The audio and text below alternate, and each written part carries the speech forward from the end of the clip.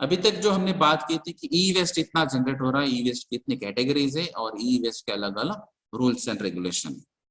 तो ये जो ई वेस्ट है इसको मैनेज कैसे करते हैं, तो उसके लिए हम पहले स्टेटिस्टिकल डेटा अगर देखते हैं तो इसमें अगर आप देखेंगे तो 8 lakh metric ton per annum इतना ई वेस्ट जनरेट हो रहा है। तो इतना सारा जो ई वेस्ट है उसको कंट्रोल करने के लिए, मैनेज करने के लिए आपके पास ऑथराइज प्रोड्यूसर जो है वो 35 है, ऑथराइज कलेक्शन सेंटर से वो 76 है, और ऑथराइज जो डिसमेंटलर या रिसाइकलर हम कहेंगे वो है 98। अभी ये जो डिसमेंटलिंग जो प्रोसेस है या रिसाइकलिंग कैपेसिटी वाली जो प्रोसेस है या प्लांट्स है वो near about 2,93,748 metric ton per annum की कैपेसिटी रखता है। यानी कि अगर आप ये देखेंगे तो इसका 1/4 या उससे थोड़ा सा 25% या 30% पार्ट जो है ये आप रिसाइकल कर सकते हैं या डिसमेंटल कर सकते हैं, उसको सेग्रीगेट कर सकते हैं या उसके बाद में रीयूज भी कर सकते हैं। लेकिन जो रिमेनिंग पार्ट है वो जो है वो 60-70% पार्ट उस पे आपको ट्रीटमेंट करना पड़ेगा या फिर उसको डिस्पोजल टेक्निक के लिए जाना पड़ेगा। तो ये ई वेस्ट मैनेजमेंट के अलग अलग मेथड्स क्या है, तरीके क्या है। तो अगर हम पहले बात करेंगे तो इंडिया में 2008 में जो पहले रूल आया था उस हिसाब से आपको मालूम है, और 2016 में, लेकिन उसके पहले 2002 तक क्या था, तो ये ई वेस्ट जो जनरेट हो रहा था ये इसमें से आपको पता चले कि इन्वायरमेंटल इश्यूज ज्यादा है, क्योंकि अगर हम बात करेंगे 2002 के पहले तो वहां पे मोबाइल फोन या mobile phone users, manufacturer user या इंटरनेट एक्सेसर या लैपटॉप्स यूज करने वाले पर्सन बहुत कम थे। तो यहाँ से जब ये यूटिलाइजेशन या यूज बढ़ने लगा तब से पता चला कि अभी ये अगर टेक्नोलॉजिकल चेंज होते हैं और उसके बाद में अगर ये इलेक्ट्रिकल इक्विपमेंट जनरेट होते हैं उसकी वजह से एनवायरमेंटल इश्यूज जनरेट होने वाले और ये एनवायरमेंटल प्रॉब्लम्स आने वाले। तो इसके बाद में अगर हम बात करेंगे 2008 में, तो यहाँ पे 2008 में हमने हजार्डस वेस्ट रूल के बारे में बात की थी, जहाँ पे जो हजार्डस वेस्ट कैटेगरी है स्पेशली उसके लिए गाइडलाइंस आ चुके। उसके बाद में फिर इलेक्ट्रॉनिक वेस्ट जो मैनेजमेंट के गाइडलाइंस स्पेसिफिक दी गए, और उसमें रिसाइकलर जो है वो 2 फॉर्मल रिसाइकलर्स वहां पे सैंक्शन हो चुके या अप्रूवल हो चुके थे। उसके बाद में 2012 की अगर हम बात करेंगे तो यहाँ पे जो इलेक्ट्रॉनिक वेस्ट है उसके लिए स्पेसिफिक लॉ भी आया और उसका इफेक्ट भी आपको बाद में इंप्लीमेंट हो पाए। उसके बाद में ये जो डिसमेंटलर्स है ये 100 डिसमेंटलर्स और रिसाइकलर्स यहाँ पे अप्रूव कर चुके थे, और 2008 में अगर हम बात करेंगे तो ये सिर्फ 2 फॉर्मल रिसाइकलर थे और अभी 100 डिसमेंटलर्स और रिसाइकलर यहाँ पे अप्रूव हो चुके थे। उसके बाद में अगर हम 2016 की बात करेंगे तो यहाँ पे ये ई वेस्ट का मेजर रिवीजन हो चुका है, क्योंकि अगर आप देखेंगे तो एनवायरमेंटल लॉज जो है तो उसमें मेजर अमेंडमेंट्स या रिवीजन जो है वो 2016 में हो चुकी है। तो इसमें से ये ई वेस्ट रूल भी था, और इसमें अगर आप बात करेंगे तो ये 140 रिसाइकलर्स यहाँ पे यानी कि डिसमेंटर जो है वो अप्रूव हो चुके हैं। तो यहाँ से ये 0 थे, ये 2, ये 100, ये 140, अभी ये जो 2021 में ये 200 प्लस यहाँ पे रिसाइकलर्स और डिसमेंटलर्स। तो ये अभी रिसाइकलर्स और डिसमेंटलर्स भी बढ़ेंगे क्योंकि ई वेस्ट भी कैपेसिटी वाइज अगर आप देखेंगे तो वो भी बढ़ने वाले। तो ये पहले ही हमने बात की थी कि यहाँ पे install capacity 3,50,000 ton per annum है, average capacity 600 to 7,000 ton per annum है, और ई वेस्ट जनरेशन जो है वो 8 lakh to 1.6 million ton per annum है, और 12 स्टेट्स है जहां पे ये अलग अलग डिसमेंटलर्स और रिसाइकलर्स है, और इसमें जो रिमेनिंग जो स्टेट्स है वहां पे डिसमेंटलर्स और रिसाइकलर नहीं है। और यहाँ से आपको पता चलेगा कि अगर ये अलग अलग स्टेट्स में और कुछ ही स्टेट्स में ये डिसमेंटलर और रिसाइकलर है, इसका मतलब है जो स्टेट में ये डिसमेंटलर या रिसाइकलर अवेलेबल नहीं है तो वहां का ई वेस्ट मैनेजमेंट जो है और कॉस्टली जाएगा, क्योंकि ट्रांसपोर्टेशन कॉस्ट भी बढ़ेगा। तो ये टेक बैक पॉलिसी एक मेथड है या एक स्टेप है जो इंडिया में ले चुकी थी। तो यहाँ पे अलग अलग जो इलेक्ट्रॉनिक या इलेक्ट्रिकल इक्विपमेंट्स है वो आप वापस से कंपनीज को दे सकते हैं। तो इसमें ये टेक बैक पॉलिसी में पार्ट लिया था एप्पल ने, Microsoft, Panasonic, Philips, Sharp, Sony Ericsson या तोशिबा, जो यहाँ पे टेक बैक में ऑप्शन दिया था उन्होंने। और जहां पे ये आपका प्रोडक्शन प्लांट था, वो प्लांट के पास ही आपकी ये रिसाइकलिंग या टेक बैक पॉलिसी यहाँ पे आ सकती है। तो यहाँ पे सैमसंग भी यहाँ पे है जो क्लेम करेगा ये टेक बैक पॉलिसी या सर्विसेज के बारे में, कलेक्शन पॉइंट्स के बारे में, और उन्होंने भी अलग अलग कलेक्शन सेंटर्स वहां पे रखे थे। उसके अलावा जो ब्रांडेड कंपनीज है वो भी यहाँ पे अभी टेक बैक सर्विसेज में कुछ आ चुकी थी और कुछ कंपनीज यहाँ पे नहीं आई। तो यहाँ पे ये मेजर जो अगर कंपनीज यहाँ पे आती है तो ऑटोमेटिकली बाकी के भी कंपनीज यहाँ पे इन्वॉल्व हो सकती है। तो कुछ कंपनीज ने वहां पे जैसे HCL और विप्रो की अगर हम बात करेंगे तो ये मेन 2 ब्रांड्स थे जो बेस्ट टेक बैक प्रैक्टिसेस में कैटेगरीज में आ चुके हैं और उन्होंने सबसे ज्यादा यहाँ पे प्रोडक्ट्स लिए थे और एक्सेप्ट किए थे। अदर जो ब्रांड्स थे उसमें से मेन नोकिया, एसर, मोटोरोला और LG, क्योंकि अगर हमने देखा है तो सबसे पहले स्टार्टिंग में अगर हम मोबाइल्स की बात करेंगे तो मोटोरोला आया था, उसके बाद में नोकिया आए थे और उसके बाद में चेंज हुआ है। तो ये सब जो पहले इक्विपमेंट्स थे वहां पर भी टेक बैक उन्होंने दिया था। ये पॉलिसी की वजह से बहुत सारा ई वेस्ट जनरेट होना वहां पे कम हो गया, यानी कि जो भी ई वेस्ट यहाँ पे जनरेट होने वाला था उसको एक पर्टिकुलर सिस्टम या पर्टिकुलर साइंटिफिक प्रोसेस से ही उसको ट्रीटमेंट दिया गया या फिर उसका डिसमेंटलिंग हुआ या फिर वो रिसाइकलिंग पर्पस के लिए यूज किया गया, वो भी कंपनीज थी। उसके अलावा अगर हम बात करेंगे तो यहाँ पे जो अलग अलग सर्विसेज अवेलेबल थी उसमें भी मेजर जो है रियल इंफॉर्मेशन अगर हम देखेंगे तो टेक बैक पॉलिसी बहुत कम कंपनीज ने यूज किए थे और जो इंडिया में अवेलेबल थी उसमें से मेजर थी जो हमने पहले बात की थी एसर, डेल, HCL या HP, हेवलेट पैकर्ड या Lenovo, LG electronics, Motorola, Nokia, Wipro, zenith और सैमसंग। तो ये मेजर कंपनीज थी जो एक्चुअली टेक बैक सर्विसेज में अवेलेबल थी, और जो अवेलेबल नहीं थी और उन्होंने एक्चुअली स्टार्ट करने के लिए बोला था, यस बोला था, लेकिन वो एक्चुअली इंडिया में अवेलेबल नहीं थी। वो कंपनीज थे Apple, Microsoft, Panasonic, TCS technology, Philips, Sharp, Sony या सोनी एरिक्सन एंड तोशिबा। तो ये पहली बात हो चुकी थी, लेकिन एक्चुअल में रियल इंफॉर्मेशन में ये टेक बैक पॉलिसी में इन्होंने पार्ट नहीं लिया था। उसके अलावा अगर आप बात करेंगे तो ये टेक बैक सर्विसेज जो रियलिटी में ग्राउंड रियलिटी हम जिसको बोलते हैं, तो इंडिया में अगर आप देखेंगे तो इसमें मेन काम किया है एसर, HCL और विप्रो में, जो प्रॉपरली वर्किंग कंडीशंस या कैटेगरी हम कहेंगे तो इन्होंने सबसे अच्छा काम किया है। उसके बाद में जो पार्शियल वर्किंग किया था LG इलेक्ट्रॉनिक्स में और मोटोरोला और नोकिया ने, और जो उन्होंने काम ही नहीं किया जो अवेलेबल थी इंडिया में उसमें से मेजर थी डेल, HP, लेनोवो और जेनिथ। तो इसमें ये जो एक्सेसिबिलिटी थी इंफॉर्मेशन की, जो स्पेशली टेक बैक सर्विसेज के बारे में, कि एक्चुअली ये कंपनीज ने कितने कलेक्शन सेंटर खोले हैं, कितने एक्चुअली इक्विपमेंट्स या इंस्ट्रूमेंट्स उन्होंने टेक बैक सर्विसेज या पॉलिसीज के अंडर लिए है और किस उसकी वजह से कितने ई वेस्ट जनरेट होना आपने अवॉइड किया। तो ये जो इंफॉर्मेशन थी, ये इंफॉर्मेशन का एक्चुअल ओपन एक्सेस जो था वो इजीली अवेलेबल सिर्फ HCL और विप्रो में थी। उसके अलावा जो पार्शियल एक्सेस था वो एसर, लेनोवो, मोटोरोला और नोकिया में, और ये कंपनीज ने तो एक्सेस ही नहीं दिया क्योंकि यहाँ पे उन्होंने बताया ही नहीं कि एक्चुअली ये सर्विसेज में हमने क्या किया है और इसकी वजह से इंडिया को क्या फायदा हुआ। अभी जो ई वेस्ट जनरेट होती है तो उसके बारे में आपको पहले पता होना चाहिए, जैसे कि उसकी कॉम्पोजिशन क्या है, यानी कि उसमें अलग अलग केमिकल कंपोनेंट्स या एलिमेंट्स क्या है। स्पेशली उसमें हम बात करेंगे मेटल, मेटलॉइड्स या ट्रांजिशन मेटल्स के बारे में। उसमें अलग अलग कैरेक्टरिस्टिक्स भी हो सकती है, जैसे कुछ हजार्डस कैटेगरी होगी, टॉक्सिक कैटेगरीज होगी, पॉइजनस कैटेगरी होगी, हाईली रिएक्टिव मेटल होगी, हेवी मेटल होगी या फिर कुछ वैल्यूएबल मेटल्स भी होंगे।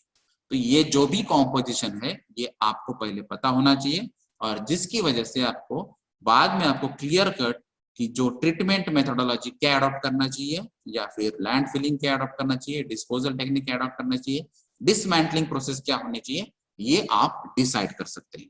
तो इसमें से मेजर जो कॉम्पोजिशन रहता है वो रहता है आयरन, स्टील जो स्पेशली केसिंग और फ्रेमिंग के लिए यूज होता है, बाद में जो नॉन फेरस मटेरियल है यानी कि उसमें Fe नहीं रहेगा, ऐसे जो मेटल है उसमें से मेन है कॉपर, क्योंकि आप अगर केबल देखेंगे क्योंकि इसकी इलेक्ट्रिकल कंडक्टिविटी और थर्मल कंडक्टिविटी दोनों भी अच्छी है कॉपर की, इसकी वजह से कॉपर एक एलिमेंट मेजर रहेगा। उसके अलावा है एल्यूमिनियम, क्योंकि एल्यूमिनियम का लाइट वेट है और स्ट्रेंथ अच्छी रहती है, इसलिए एल्यूमिनियम भी यहाँ पे यूज होता है। उसके अलावा कुछ ग्लास यूज होते हैं, जैसे जहाँ पे टच स्क्रीन है या फिर आपको उसमें इक्विपमेंट्स में कुछ देखना है तो ये विजिबिलिटी के लिए आपको कुछ स्क्रीन्स या विंडोज भी यूज करना पड़ता है, उसके लिए आपको यहाँ पे ग्लास भी यूज करना पड़ता है।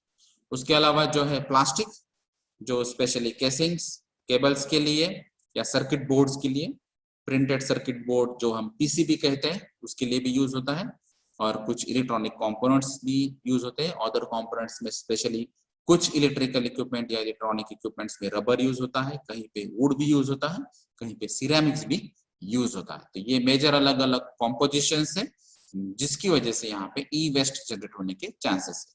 तो हर एक एलिमेंट की आपको कैरेक्टरिस्टिक्स मालूम होनी चाहिए, और ये ई वेस्ट की कैरेक्टरिस्टिक्स या प्रॉपर्टीज या कंपोनेंट्स एग्जैक्टली क्या है ये अगर आपको पता चला, उसके बाद में आपको रिसाइकलिंग प्रोसेस क्या होती है, क्योंकि मेजर पार्ट अगर आप देखेंगे तो ई वेस्ट में रिसाइकलिंग की एक अच्छी मेथड है। तो इसमें आपको सबसे पहले काम करना है वो है सेग्रीगेशन, यानी कि जैसे ही ई वेस्ट यहाँ पे जनरेट होगी तो ये ई वेस्ट जनरेट होने की वजह से आपको उसको अलग अलग कंपोनेंट्स में सेपरेट आउट करना पड़ेगा। तो उसको कहेंगे हम सेग्रीगेशन, यानी कि यहाँ पे मेटल अलग रहेंगे, नॉन मेटल्स अलग रहेंगे, या फिर वैल्यूएबल मेटल्स मटेरियल अलग रहेगा, ये नॉन वैल्यूएबल मेटल्स अलग रहेगा। तो सेग्रीगेशन यानी प्लास्टिक को आपको सेपरेट करना है, ग्लास को सेपरेट करना है, मेटल्स को सेपरेट करना है, अलग अलग कंपोनेंट्स को सेपरेट आउट करना है। तो ये सेपरेशन जो मेथड कहती है उसको हम सेग्रीगेशन कहते हैं। तो इसमें जैसे सेग्रीगेट किया है ग्लास को, और जो रिमेनिंग है उसको श्रेडिंग किया। श्रेडिंग यानी कि उसको स्मॉल साइज में या पार्टिकल्स में कन्वर्ट करना है। वो कटर भी हो सकते हैं या फिर वहां पे कॉम्प्रेशन मशीन हो सकती है या फिर अलग अलग मेथड्स भी वहां पे यूज कर सकते हैं। तो ये साइज रिडक्शन ऑपरेशन है श्रेडिंग। तो यहाँ पे प्लास्टिक के लिए अलग से यूज कर सकते हैं हम, एल्यूमिनियम के लिए अलग हो सकता है, आयरन के लिए अलग हो सकता है, और जो नॉन फेरस मटेरियल है उसके लिए भी अलग अलग श्रेडिंग टेक्निक आप यूज कर सकते हैं। तो इसमें बहुत सारे डिटेल्स हैं जो अलग अलग इक्विपमेंट्स या इंस्ट्रूमेंट्स हम यूज करेंगे, और मेन आपका टारगेट जो रहेगा तो इसको स्मॉल साइज पार्टिकल्स में आपको कन्वर्ट करना है, यानी कि श्रेडिंग करना है। अगर ये आप श्रेडिंग करते हैं उसके बाद में आपको चेक करना है इसमें से रिसाइक्लेबल और नॉन रिसाइक्लेबल आइटम्स कौन से। जैसे अभी रिसाइक्लेबल आइटम्स है तो आप इसका रीयूज कर सकते हैं, यानी कि जो भी आपके पार्ट्स या मैन्युफैक्चरिंग प्रोसेस है इसमें भी आप ये डायरेक्ट आप यूज कर सकते हैं। जैसे अगर आप प्लास्टिक की बात करेंगे तो कम से कम 10 से 15% प्लास्टिक और कहीं जगह 60% तक भी प्लास्टिक रिसाइकल हो सकता है, यानी कि जो मेन या हम जिसको बोलते हैं प्योर प्लास्टिक ग्रैन्यूल्स उसमें भी आप ये मिक्स कर सकते हैं। लेकिन आपको उसके पहले उसकी प्रॉपर्टीज चेक करनी है, उसकी क्वालिटी चेक करनी है, उसके बाद में उसकी जो प्रोसेस में फिजिबिलिटी रहती है वो चेक करनी है, और उसके बाद ही उसको रिसाइक्लेबल आइटम डिसाइड करके उसका परसेंटेज फाइनलाइज करना है। अगर जो आइटम्स रिसाइक्लेबल नहीं है तो उसको आपको क्या करना है, तो उसमें एक मेथड है पायरोलिसिस। पायरोलिसिस यानी बर्निंग, इंसिनरेशन, कंबशन। तो पायरो मीनिंग हीटिंग है, तो ये पायरो का मतलब रहता है हीटिंग। तो ये हीटिंग प्रोसेस रहेगी, तो ये इलेक्ट्रिकल हीटिंग हो सकता है, स्टीम हीटिंग हो सकता है, या कंबशन हो सकता है, फर्नेस भी हो सकती है। तो इसमें अगर ये कंबशन या ऑक्सीडेशन या जलाने की अगर प्रोसेस रहती है नॉन रिसाइक्लेबल आइटम्स की, तो उसमें से कार्बन ब्लैक जनरेट होता है, फर्नेस ऑयल होता है, और उसमें से कुछ गैसेस भी जनरेट होते हैं। और इसमें भी आपको वापस से चेक करना है कि इसमें से अगर कुछ रिसाइक्लेबल रीयूजेबल आइटम है तो वो भी आप रीयूज कर सकते हैं। लेकिन ये जनरली कार्बन ब्लैक का आप कुछ नहीं कर सकते। फर्नेस ऑयल शायद कुछ यूज करेंगे, जैसे उसका क्वालिटी डिग्रेड हो जाएगा, उसके बाद में भी इसको वापस से जलाना पड़ेगा। जो गैसेस है वो आपको कंबशन के लिए अगर ये यूजफुल है, फ्लेमेबल टाइप है, या उसके कैलोरीफिक वैल्यू अच्छी है तो ये भी आप यूज कर सकते हैं। तो ये मेन ई वेस्ट रिसाइकलिंग की जनरलाइज प्रोसेस।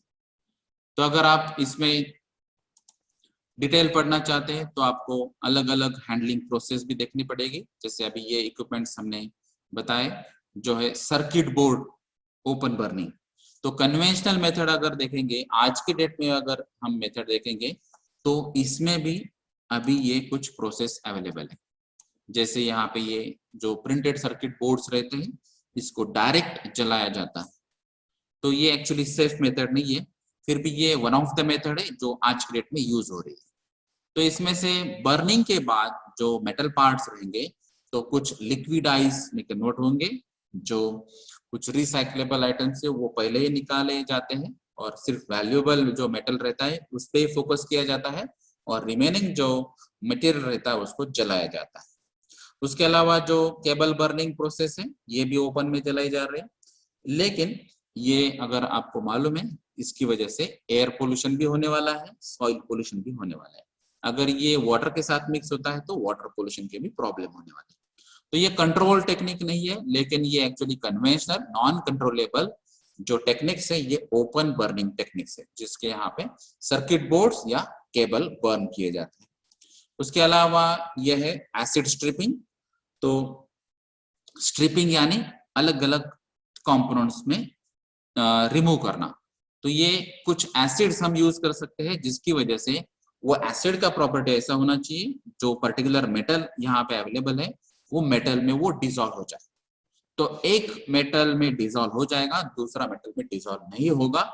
तो ऐसे कुछ आपको अलग अलग एसिड्स और उसके टेक्निक्स आप यूज कर सकते हैं, जो इवन कन्वेंशन टेक्निक्स में अगर आप देखेंगे तो गोल्ड ज्वेलरीज में भी ये मेथड यूज होती है, सिल्वर के लिए भी यूज होती है। तो अलग अलग मेटल्स के लिए ऑलरेडी हम यूज करते हैं, लेकिन यहाँ पे हम ई वेस्ट में ये एसिड यूज करेंगे और एसिड स्ट्रिपिंग मेथड से भी आप मेटल उसको सेग्रीगेट कर सकते हैं।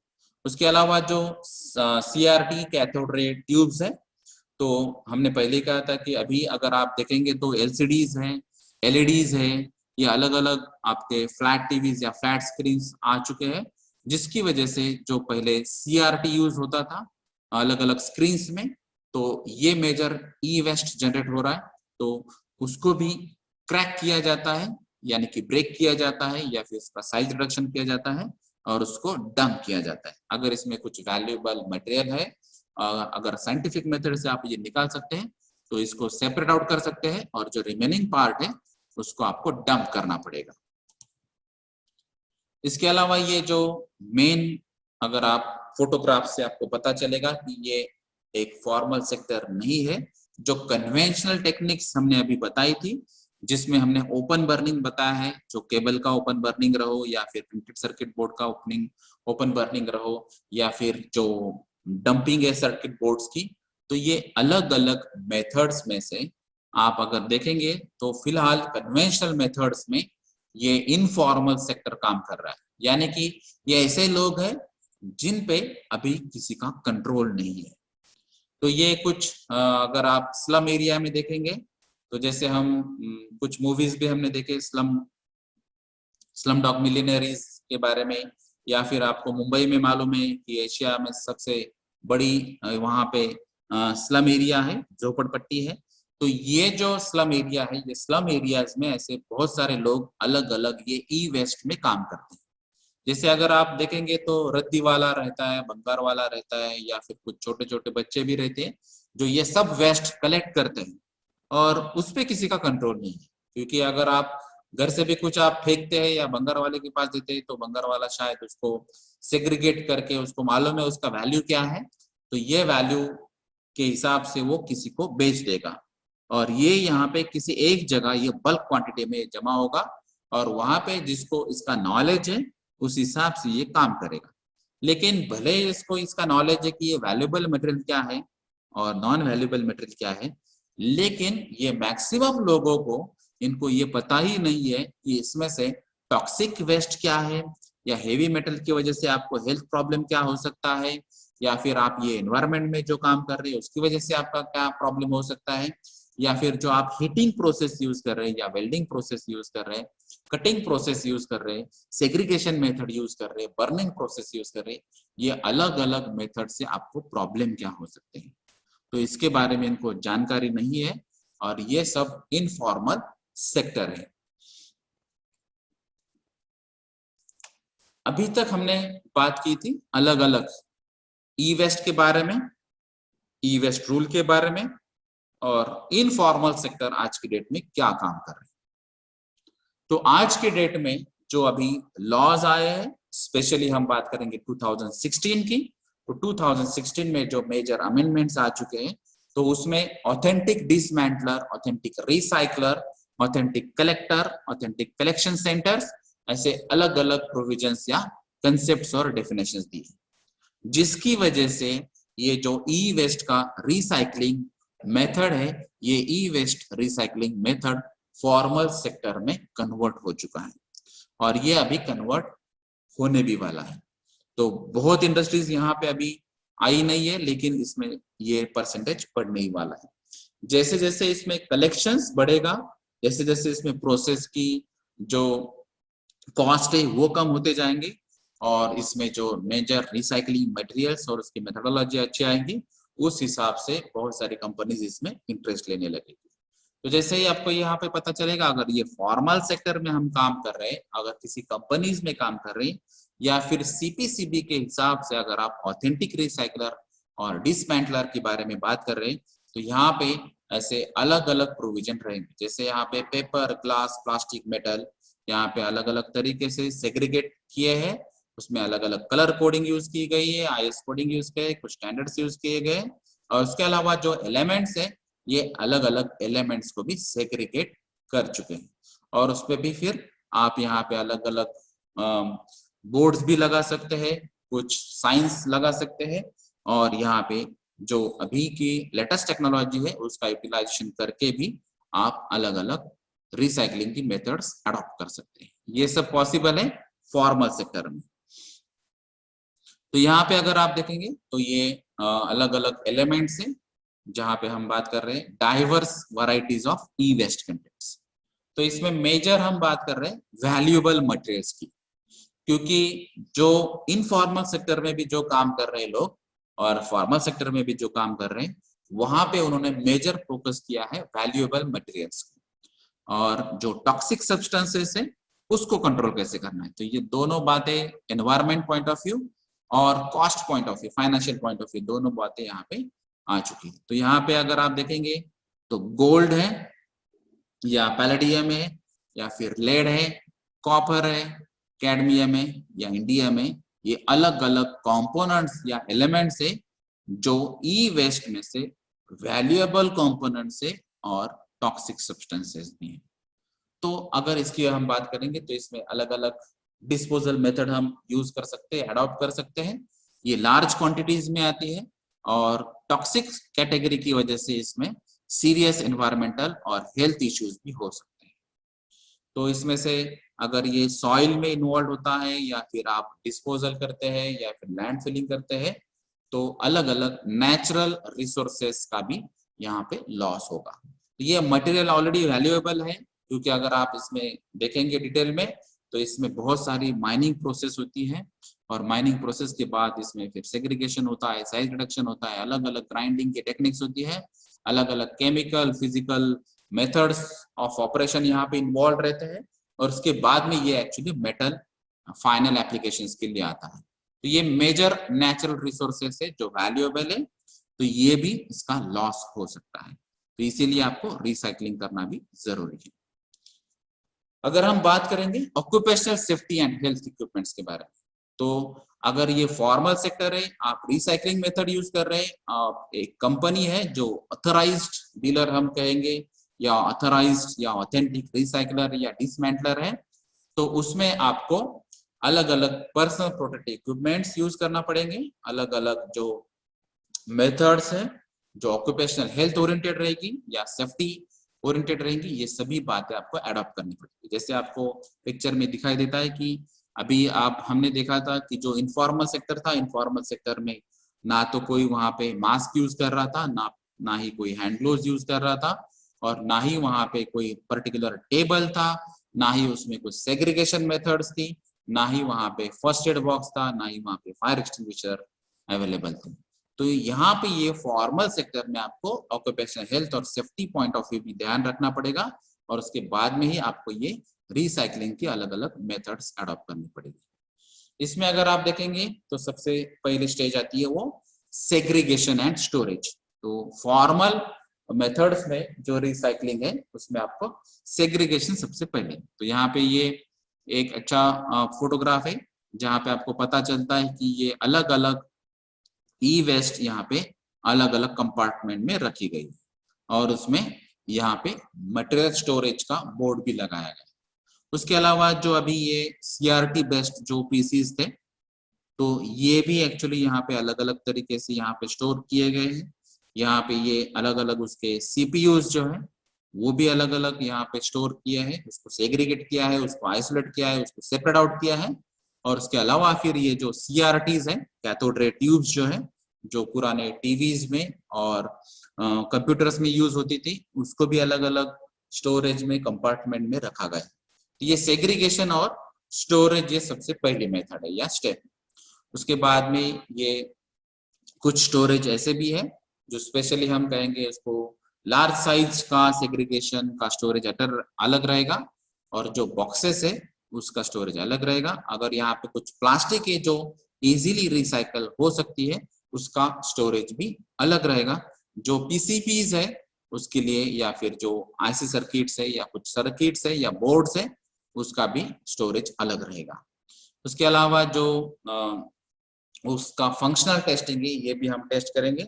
अगर कोई CPU या CRT या कोई भी इक्विपमेंट अगर ये फंक्शन करता है तो ये पहले ही आपको टेस्ट करना चाहिए। अगर ये फंक्शनिंग में है तो यहाँ पे रीयूज होने के चांसेस ज्यादा है, क्योंकि कुछ लोग या कुछ कंपनीज ऐसे भी है कि जिनको लेटेस्ट टेक्नोलॉजी की वजह से उनको लेटेस्ट कॉन्फ़िगरेशन के गैजेट्स यूज करना पड़ते हैं, और वो पुराने गैजेट फेंक देते हैं या फिर उसको बेच देते हैं। तो ये पुराने जो गैजेट्स है अगर ये फंक्शनिंग में है तो इसको टेस्टिंग करना जरूरी है, और इसका अगर ये टेस्टिंग हो चुका है, अगर ये ऑलरेडी वर्किंग में है, तो इसको हम रीयूज भी कर सकते हैं, यानी कि दूसरे जो इंडस्ट्रीज है या जो कंज्यूमर है उसको बेच भी सकते हैं।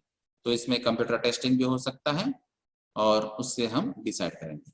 उसके अलावा जो है डिसमेंटलिंग प्रोसेस, तो डिसमेंटलिंग स्टेज में आपको यहाँ पे पता चल रहा है कि ये अलग अलग जो डिसमेंटलर्स है जिसको हम ऑथेंटिक डिसमेंटलर्स कहते हैं, तो ये अलग अलग तरीके यूज कर रहे हैं। जैसे यहाँ पे इन्होंने मास्क भी पहना है, यहाँ पे एक actually local exhaust ventilation systems भी है, क्योंकि अगर आप डिसमेंटलिंग करते टाइम कुछ कंपोनेंट्स की ये प्रॉपर्टीज है जिसकी वजह से फ्यूम्स या वेपर्स निकलते हैं, और ये LEV थ्रू आप ये जो वेपर्स या टॉक्सिक फ्यूम्स है इसको हम कलेक्ट कर सकते हैं। तो ये आपके डायरेक्ट रेस्पिरेशन सिस्टम में नहीं जाएगा।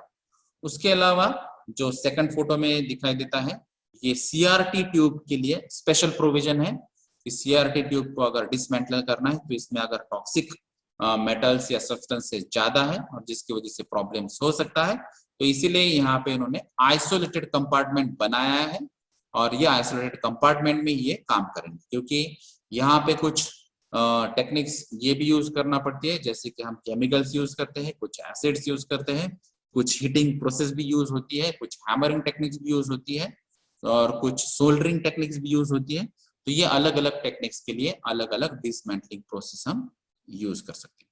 उसके अलावा जो है स्क्रैप रिकवरी, तो जो भी स्क्रैप में मटेरियल्स आते हैं उनको साइंटिफिक मेथड से आपको रिकवर करना है। जैसे अभी ये यहाँ पे CPU आ चुके हैं, तो CPU के अलग अलग कंपोनेंट्स ये सेग्रीगेट कर चुका है, और ये अलग अलग मेथड से आप ये यूज कर सकते हैं। लेकिन यहाँ पे वापस से आपको हेल्थ पे ध्यान देना है, हाइजीन पे ध्यान देना है, और जो भी सेफ्टी और ऑक्यूपेशनल हेल्थ ओरिएंटेड प्रोविजंस है वो भी आप यहाँ पे यूज कर सकते हैं। तो जहाँ पे सेकंड फोटो में दिखाई देता है, तो अलग अलग टूल्स यहाँ पे आप डिसमेंटलिंग के लिए यूज कर सकते हैं या सेग्रीगेशन के लिए यूज कर सकते हैं। उसके लिए यहाँ पे अलग अलग स्टोरेजेस भी दिए हैं, अलग अलग स्टोरेजेस के लिए या सेग्रीगेशन के लिए अलग अलग बीन्स भी दिए हैं। प्लास्टिक के लिए ड्रम्स भी हम यूज कर सकते हैं, और उसके बाद में ये स्क्रैप की रिकवरी हो सकती है।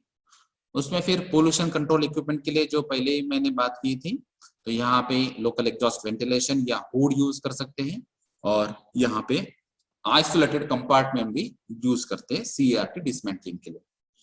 या फिर आप मास्क यूज कर सकते हैं, रेस्पिरेटरी एयर सप्लायर भी यूज कर सकते हैं, या फिर सेंट्रलाइज जो फ्रेश एयर सप्लाई रहता है वो भी मेथड आप यूज कर सकते हैं, या फिर centralize local exhaust ventilation techniques भी आप यूज कर सकते हैं। उसके अलावा जहां पे डस्ट फॉर्मेशन के चांसेस है, वहां पे आपको डस्ट कलेक्टर या साइक्लोन सेपरेटर यूज करना पड़ेगा। तो यहाँ पे ये साइक्लोन सेपरेटर आपको दिखाई देता है, जहाँ पे ये टेंजेंशियल इनलेट रहता है, और यहाँ पे ये सिलिंड्रिकल जो पार्ट है, ये सिलिंड्रिकल पार्ट में इसका मूवमेंट होगा प्रेशर की वजह से, प्रेशराइज्ड एयर हम यूज करेंगे यहाँ पे, और ग्रेविटी की वजह से यहाँ पे जो डस्ट है या जो सॉलिड पार्टिकल्स है वो ये कोनिकल पार्ट में से आप सेपरेट आउट कर सकते हैं और यहाँ पे उसको कलेक्ट कर सकते हैं। अभी ये अगर डस्ट रिसाइक्लेबल है, रीयूजेबल है, तो हम उसका रीयूज या रिसाइकलिंग करेंगे। अगर ये नहीं है तो उसमें मेजर पार्ट जो इंसिनरेशन का रहता है, तो ये इंसिनरेशन या कंबशन प्रोसेस हम यूज करते हैं। और उसके बाद में जो भी फ्लू गैसेस आते हैं, यानी कि कोई भी अगर कंबशन होता है, ऑक्सीडेशन प्रोसेस होता है, तो हाइड्रोकार्बन का कंबशन होता है, और उसकी वजह से अलग अलग जो गैसेस फॉर्म होते हैं, जैसे कि carbon dioxide, carbon monoxide, sulphur dioxide, sulphur trioxide, nitrogen oxides, या फिर अलग अलग हेवी मेटल्स की अलग अलग ऑक्साइड्स। तो यहाँ पे अगर आप देखेंगे तो ये फ्लू गैसेस को डायरेक्टली एटमॉस्फेयर में आप सेंड करने के पहले कुछ ट्रीटमेंट भी यूज करना पड़ता है, और उसके बाद में ये चिमनी थ्रू आप इसको एटमॉस्फेयर में सेंड कर सकते हैं। तो इसके लिए आपको पहले सेंट्रल पोल्यूशन कंट्रोल बोर्ड और स्टेट पोल्यूशन कंट्रोल बोर्ड जो रहता है उसके परमिसिबल लिमिट्स की क्या गाइडलाइंस है वो आपको चेक करना है, और उसके बाद में ही ये 6 मीटर हाइट वाली जो चिमनी है उसके थ्रू ही आप एटमॉस्फेयर में ये फ्लू गैसेस सेंड कर सकते हैं। उसके बाद में ये जो हजार्डस वेस्ट है, ये स्पेशल आपको कंपार्टमेंट उसके लिए सेपरेट से रखना पड़ेगा, और उसमें भी कुछ जो स्पेशल स्टोरेज के कुछ इंस्ट्रूमेंट्स है वो भी आपको यूज करना पड़ेगा। जैसे यहाँ पे कुछ बैरल्स यूज कर रहे हैं, यहाँ पे कुछ प्लास्टिक बॉक्सेस यूज कर रहे हैं, तो हर एक प्लास्टिक बॉक्स में ये अलग अलग हजार्डस वेस्ट है, यानी कि ये ओवरऑल कंपोनेंट सभी हजार्डस है कैटेगरीज में, लेकिन यहाँ पे कुछ बैटरीज है, कहीं पे कंडेंसेटर्स है, और कहीं पे कैपेसिटर्स है। अगर ये टेप है तो ये अलग से स्टोर किया है, ये सीआरटी ग्लासेस है ये अलग से स्टोर किया है। तो ये हजार्डस वेस्ट का सेग्रीगेशन, कैटेगराइजेशन और स्टोरेज जो है ये भी आपको अलग से करना पड़ेगा। और उसके बाद में इसका जो हजार्डस वेस्ट मैनेजमेंट रूल है 2008 का, उस हिसाब से आपको उसके हिसाब से कलेक्शन, डिस्पोजल टेक्निक और जो ट्रीटमेंट मेथड है वो एडॉप्ट करनी पड़ेगी। आज की डेट में अगर हम देखेंगे तो फॉर्मल सेक्टर में कुछ कंपनीज ने काम किया है, उसमें ये मॉडर्न रिसाइकलिंग प्लांट है जिसमें ये स्टार्ट टू एंड तक मैक्सिमम ऑटोमेशन यहाँ पे यूज किया है। तो जहां पे ऑटोमेशन पॉसिबल नहीं वहां पे आपको मैन्युअली सेग्रीगेशन मेथड्स वगैरह यूज करना पड़ेगी, लेकिन जहां पे ये ऑटोमेशन पॉसिबल है वहां पे आप ये 100% ऑटोमाइज्ड जो मॉडर्न रिसाइकलिंग प्लांट्स है वो भी आप अडॉप्ट कर सकते हैं। इसकी वजह से आपको ज्यादा से ज्यादा क्वांटिटी आप हैंडल कर सकते हैं, सेग्रीगेशन भी ज्यादा से ज्यादा हो सकता है, इफिशियंसी भी अच्छी रहेगी। सिर्फ आपको इनिशियल इन्वेस्टमेंट जो है रहेगा वो हेवी रहेगा, लेकिन आपका जो पे बैक पीरियड रहेगा वो कम रहेगा। तो इसमें जो मेजर फॉर्मल रिसाइकलिंग की हमने बात की थी उसमें इंपॉर्टेंट बात जो है वो है कलेक्शन ऑफ ई वेस्ट, उसके बाद में सेग्रीगेशन ऑफ कंपोनेंट्स, बाद में है फिजिकल बेनिफिशिएशन, और उसके बाद में रिकवरी। तो जो भी वैल्यूएबल मटेरियल आता है उसका सेपरेशन करना है, या फिर आपको मेटलर्जिकल टेक्निक्स कुछ यूज करनी है, जैसे कि यहाँ पे हाइड्रोमेटलर्जिकल टेक्निक्स है या पायरोलिसिस टेक्निक है, या अलग अलग मेथड आप यूज कर सकते हैं, और फॉर्मली आप इसको रिसाइकलिंग में डाल सकते हैं। तो ये ई वेस्ट का जो मेजर बर्डन है आपको कम करना है। अभी अगर ये स्पेशल टेक्निक्स में हम बात कर रहे हैं फोकस कर रहे हैं पीसीबीज, जो प्रिंटेड सर्किट बोर्ड्स रहते हैं, क्योंकि हमने कंप्यूटर्स में देखे हैं या फिर टीवीज में देखा है, तो जहां पर ज्यादा करके स्क्रीन यूज होते थे वहां पे ये पीसीबीज आते हैं। तो ये जो पॉलीक्रैक्ट यहाँ पे ऐश आती है, वो जनरेट होती है, तो उसके लिए आपको क्या करना है? तो जैसे अगर आपने यहाँ पे देखा है तो पीसीबी यानी कि पॉली प्रिंटेड सर्किट बोर्ड्स, तो ये प्रिंटेड सर्किट बोर्ड का आपको पैरालिसिस करना पड़ता है, यानी कि उसको जलाना पड़ता है। लेकिन ये जलाने के बाद यहाँ पे उसका जो पॉलीक्रैक पीसीबी जिसको बोलेंगे ये ऐश है, तो ये ऐश अगर हजार्डस वेस्ट कैटेगरी की रहेगी तो उसको हजार्डस वेस्ट मैनेजमेंट रूल के हिसाब से ही हैंडल करना पड़ेगा। तो ये मैक्सिमम चांसेस रहते हैं कि ये मैक्सिमम पीसीबीज पायरोलिसिस के बाद ऐश जनरेट करते हैं, और ये जो कंपोनेंट्स है या फिर ये जो ऐश है इसको आपको हजार्डस वेस्ट कैटेगरी में कन्वर्ट करना पड़ेगा। अब ये जो पॉलीक्रैक पीसीबीज है या फिर ऐश है, उसको नेक्स्ट स्टेज में आपको देना पड़ेगा जहां पे है स्कटर क्रशर। तो इसको पाउडर फॉर्म में या स्मॉलर साइज में इसको हमको कन्वर्ट करना है, इसीलिए हम यहाँ पे क्रशर यूज कर रहे हैं। तो इसको क्रश किया जाता है और उसके बाद में उसको ग्राइंडिंग मिल थ्रू भी पास किया जाता है। तो ग्राइंडिंग के बाद ये ऑलरेडी पाउडर फॉर्म में कन्वर्ट हो जाएगा।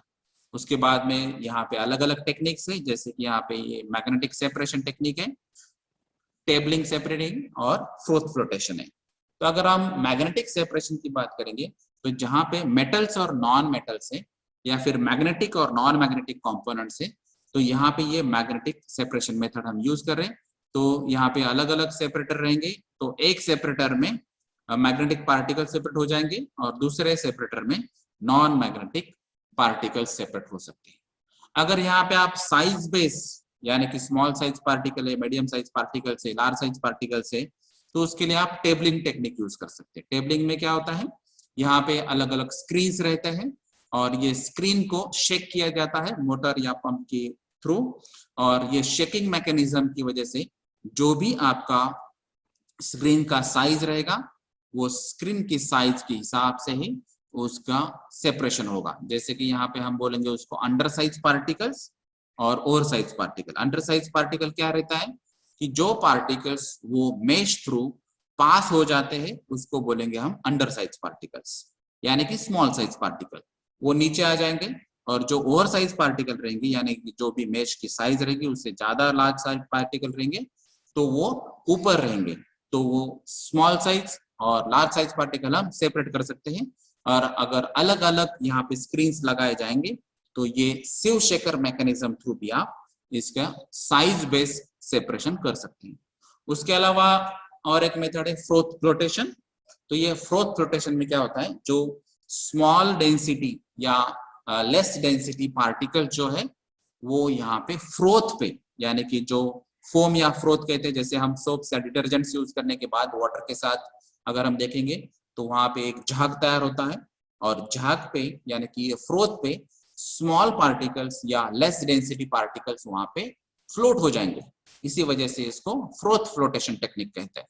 तो जो लार्ज साइज पार्टिकल्स रहेंगे वो डायरेक्टली बॉटम साइड में जाएंगे, और जो small size particle less density वाले रहेंगे वो फ्रोथ पे फ्लोट हो जाएंगे। तो ये फ्रोथ फ्लोटेशन टेक्निक थ्रू हम डेंसिटी बेसिस पे सेपरेशन करेंगे, साइज बेसिस पे हम टेबलिंग थ्रू सेपरेशन करेंगे, और मैग्नेटिक नॉन मैग्नेटिक प्रॉपर्टी के बेसिस पे मैग्नेटिक सेपरेशन हम यूज करेंगे। उसके अलावा जो हमने बात की थी कि हम ये मैग्नेटिक में से नॉन मेटालिक फ्रैक्शंस भी अलग अलग सेपरेट कर सकते हैं और मेटालिक फ्रैक्शंस भी अलग अलग कर सकते हैं। तो ये अलग अलग पॉलीक्रैक पीसीबीज की जो टेक्निक है उसमें से आप सेपरेशन कर सकते हैं। अभी ये जो पीसीबीज के बारे में हमने जो बात की, तो ये जनरलाइज प्रोसेस फ्लो शीट है जिसमें रिसाइकलिंग ऑफ मेटल्स के बारे में हमने मेन फोकस किया है। जो पीसीबीज में अलग अलग मेटल्स रहते हैं उसके बारे में। तो यहाँ पे हम प्री ट्रीटमेंट में अगर देखेंगे तो स्टैम्प मिलिंग है, मैग्नेटिक सेपरेशन है, एयर स्पार्जिंग मेथड है। तो ये अलग अलग मेथड आप अडॉप्ट कर सकते हैं, उसको हम बोलेंगे प्री ट्रीटमेंट मेथड्स। पीसीबीज के लिए हम मेटल फोकस कर रहे हैं। सेकेंड मेथड है लीचिंग। लीचिंग का ही मतलब रहता है एक्सट्रैक्शन। तो ये एक्सट्रैक्शन जब सॉलिड लिक्विड हो जाता है तो उसको हम लीचिंग कहते हैं। यानी कि सॉलिड पार्ट में से ही सॉलिड सेपरेट आउट करना है या फिर लिक्विड का यूज करना है, यानी कि एसिड्स का यूज करना है और उसमें से सॉलिड या मेटल का सेपरेशन करना है, तो वो प्रोसेस को हम लीचिंग प्रोसेस कहते हैं। तो यहाँ पे ये लीचिंग प्रोसेस में एसिड यूज किया जाता है और कुछ एडिटिव्स भी यूज किए जाते हैं। तो ये जनरलाइज एटमॉस्फेरिक प्रेशर पे ये ऑपरेट होता है। उसके अलावा है सॉलिड लिक्विड सेपरेशन प्रोसेस। तो यहाँ पे हमने बात की थी अलग अलग मेथड्स की, जैसे हमने बात किया था फ्लोटेशन में भी आप लिक्विड सेपरेट कर सकते हैं, सॉलिड भी अलग अलग सेपरेट कर सकते हैं। वैसे यहाँ पे सॉलिड्स और लिक्विड भी सेपरेशन के लिए अलग अलग मेथड। जैसे सिंपल अगर आप फिल्ट्रेशन आपको मालूम है, तो हम वाटर फिल्टर करते टाइम क्या करते हैं कि जो फिल्टर यूज करते हैं, तो फिल्टर थ्रू जो क्लीन वाटर है वो पास हो जाएगा यानी कि लिक्विड, और जो रिमेनिंग सस्पेंडेड सॉलिड्स रहेंगे वो फिल्टर में ब्लॉक हो जाएंगे यानी कि सॉलिड्स, तो वो भी सॉलिड लिक्विड सेपरेशन। तो ऐसे अलग अलग सॉलिड लिक्विड सेपरेशन इक्विपमेंट्स हम यूज करेंगे और ये सेपरेशन थ्रू सॉलिड लिक्विड आप सेपरेट आउट कर सकते हैं, और इसमें भी जो रेसिड्यूज है यानी कि सॉलिड्स आप सेपरेट आउट कर सकते हैं और उसकी प्रॉपर्टीज चेक करेंगे। उसके अलावा जो सॉल्वेंट एक्सट्रैक्शन प्रोसेस है या आयन एक्सचेंज प्रोसेस, यानी कि जो हम एसिड्स यूज कर रहे हैं, कुछ केमिकल्स यूज कर रहे हैं और जिसकी वजह से आपको जो मेटल्स है उसको एक्सट्रैक्ट करना है, और एक्सट्रैक्ट करने के बाद जो सॉल्वेंट यूज होता है, अगर ये सॉल्वेंट वैल्यूएबल है तो यहाँ पे ये सॉल्वेंट को भी आपको एक्सट्रैक्ट करना है। तो ये सॉल्वेंट का रीयूज भी करना पड़ता है और ये रीयूज सॉल्वेंट वापस से यूज करेंगे, और मेटल एक्सट्रैक्ट करने के लिए आपको अलग अलग सॉल्वेंट यूज करना पड़ेंगे। तो ये प्रोसेस को हम यूज बोलेंगे सॉल्वेंट एक्सट्रैक्शन प्रोसेस। इसके अलावा जो आयन एक्सचेंज प्रोसेस, जैसे कैटायन एक्सचेंज रहता है, आयन एनायन एक्सचेंज रहता है या मिक्स बेड भी रहता है, तो ये अलग अलग प्रॉपर्टीज की बेसिस पे भी कैटायन एक्सचेंज या एनायन एक्सचेंज बेसिस पे भी आयन एक्सचेंज हम प्रोसेस यूज कर सकते हैं और यहाँ पर भी सेपरेशन कर सकते हैं।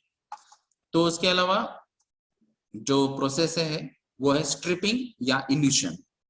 तो यहाँ पर भी आप स्ट्रिपिंग यानी कि सेपरेट आउट करना है तो एसिड्स का यूज कर सकते हैं हम, जैसे कि यहाँ पे लिखा है, तो एसिड का यूज करके भी आप स्ट्रिपिंग कर सकते हैं, यानी कि अलग अलग मेटल्स की प्रॉपर्टीज जो है उस हिसाब से ये एसिड चॉइस करना पड़ेगा। तो अगर एक एसिड ऐसा है कि जो सिर्फ गोल्ड को डिसॉल्व करेगा तो गोल्ड और एसिड सेपरेट आउट हो जाएंगी। अगर दूसरा मेटल है तो उसको ही डिसॉल्व करना है तो उसके लिए अलग एसिड यूज करना पड़ेगा। तो ऐसे अलग अलग स्ट्रिपिंग मेथड्स भी आप यूज कर सकते हैं और उसके बाद में जो प्योर मेटल सॉल्यूशन है आप उसको सेपरेट आउट कर सकते हैं। तो ये पीसीबीज के related generalize process flow sheet. उसके अलावा जो प्री ट्रीटमेंट टेक्नोलॉजीज में जो डेवलपमेंट आ चुके हैं उसमें अभी जो हमने पहले भी बात की थी, ये अलग अलग टेक्निक से ये प्रोसेस फ्लो शीट से दिखाई देते हैं। जैसे कि श्रेडिंग टेक्निक है, 3 mm तक हम उसको साइज रिडक्शन करेंगे, फिर मैग्नेटिक सेपरेशन करेंगे और ये आयरन पार्टिकल सेपरेट आउट करेंगे, फिर स्टैम्प पिलिंग यूज करेंगे। यहाँ पे 1.70 mm तक हम बात कर रहे हैं, यहाँ पे 3 mm था, अभी यहाँ पे 1.70 mm बनेगा। उसके बाद में हम स्क्रीनिंग करेंगे, जो हमने बात की थी टेबलिंग टेक्निक की उस हिसाब से। तो जो less than particle size 1.7 mm है वो अलग हो जाएंगे, मोर देन 1.7 वाले अलग हो जाएंगे। फिर हम एयर क्लासिफिकेशन यूज कर सकते हैं जिसमें हम मेटालिक पार्टिकल सेपरेट आउट कर सकते हैं, और जो फाइन रेजिन्स और मेटल पार्टिकल्स रहेंगे वो यहाँ पे अलग अलग सेपरेटर से यूज कर सकते हैं। जैसे यहाँ पे कोरोनरी इलेक्ट्रॉनिक सेपरेटर भी है और यहाँ से हम फाइन रेजिन पार्टिकल्स भी सेपरेट कर सकते हैं। तो ये जनरलाइज वापस से जो प्री ट्रीटमेंट टेक्नोलॉजीज या पीसीबीज में यूज होने वाली टेक्निक है, रिसाइकलिंग के लिए अलग अलग ऑपरेशंस आप यूज कर सकते हैं। तो इसमें से जो रिकवरी है तो अलग अलग मेटल में से 99.20% की रिकवरी पॉसिबल है, और यहाँ पे अगर रेजिन्स है तो रेजिन्स की 70% तक यहाँ पे रिकवरी पॉसिबल है। तो ये अलग अलग टेक्निक्स थ्रू आप इतना सारा मेटल या रेजिन आप रिकवर कर सकते हैं।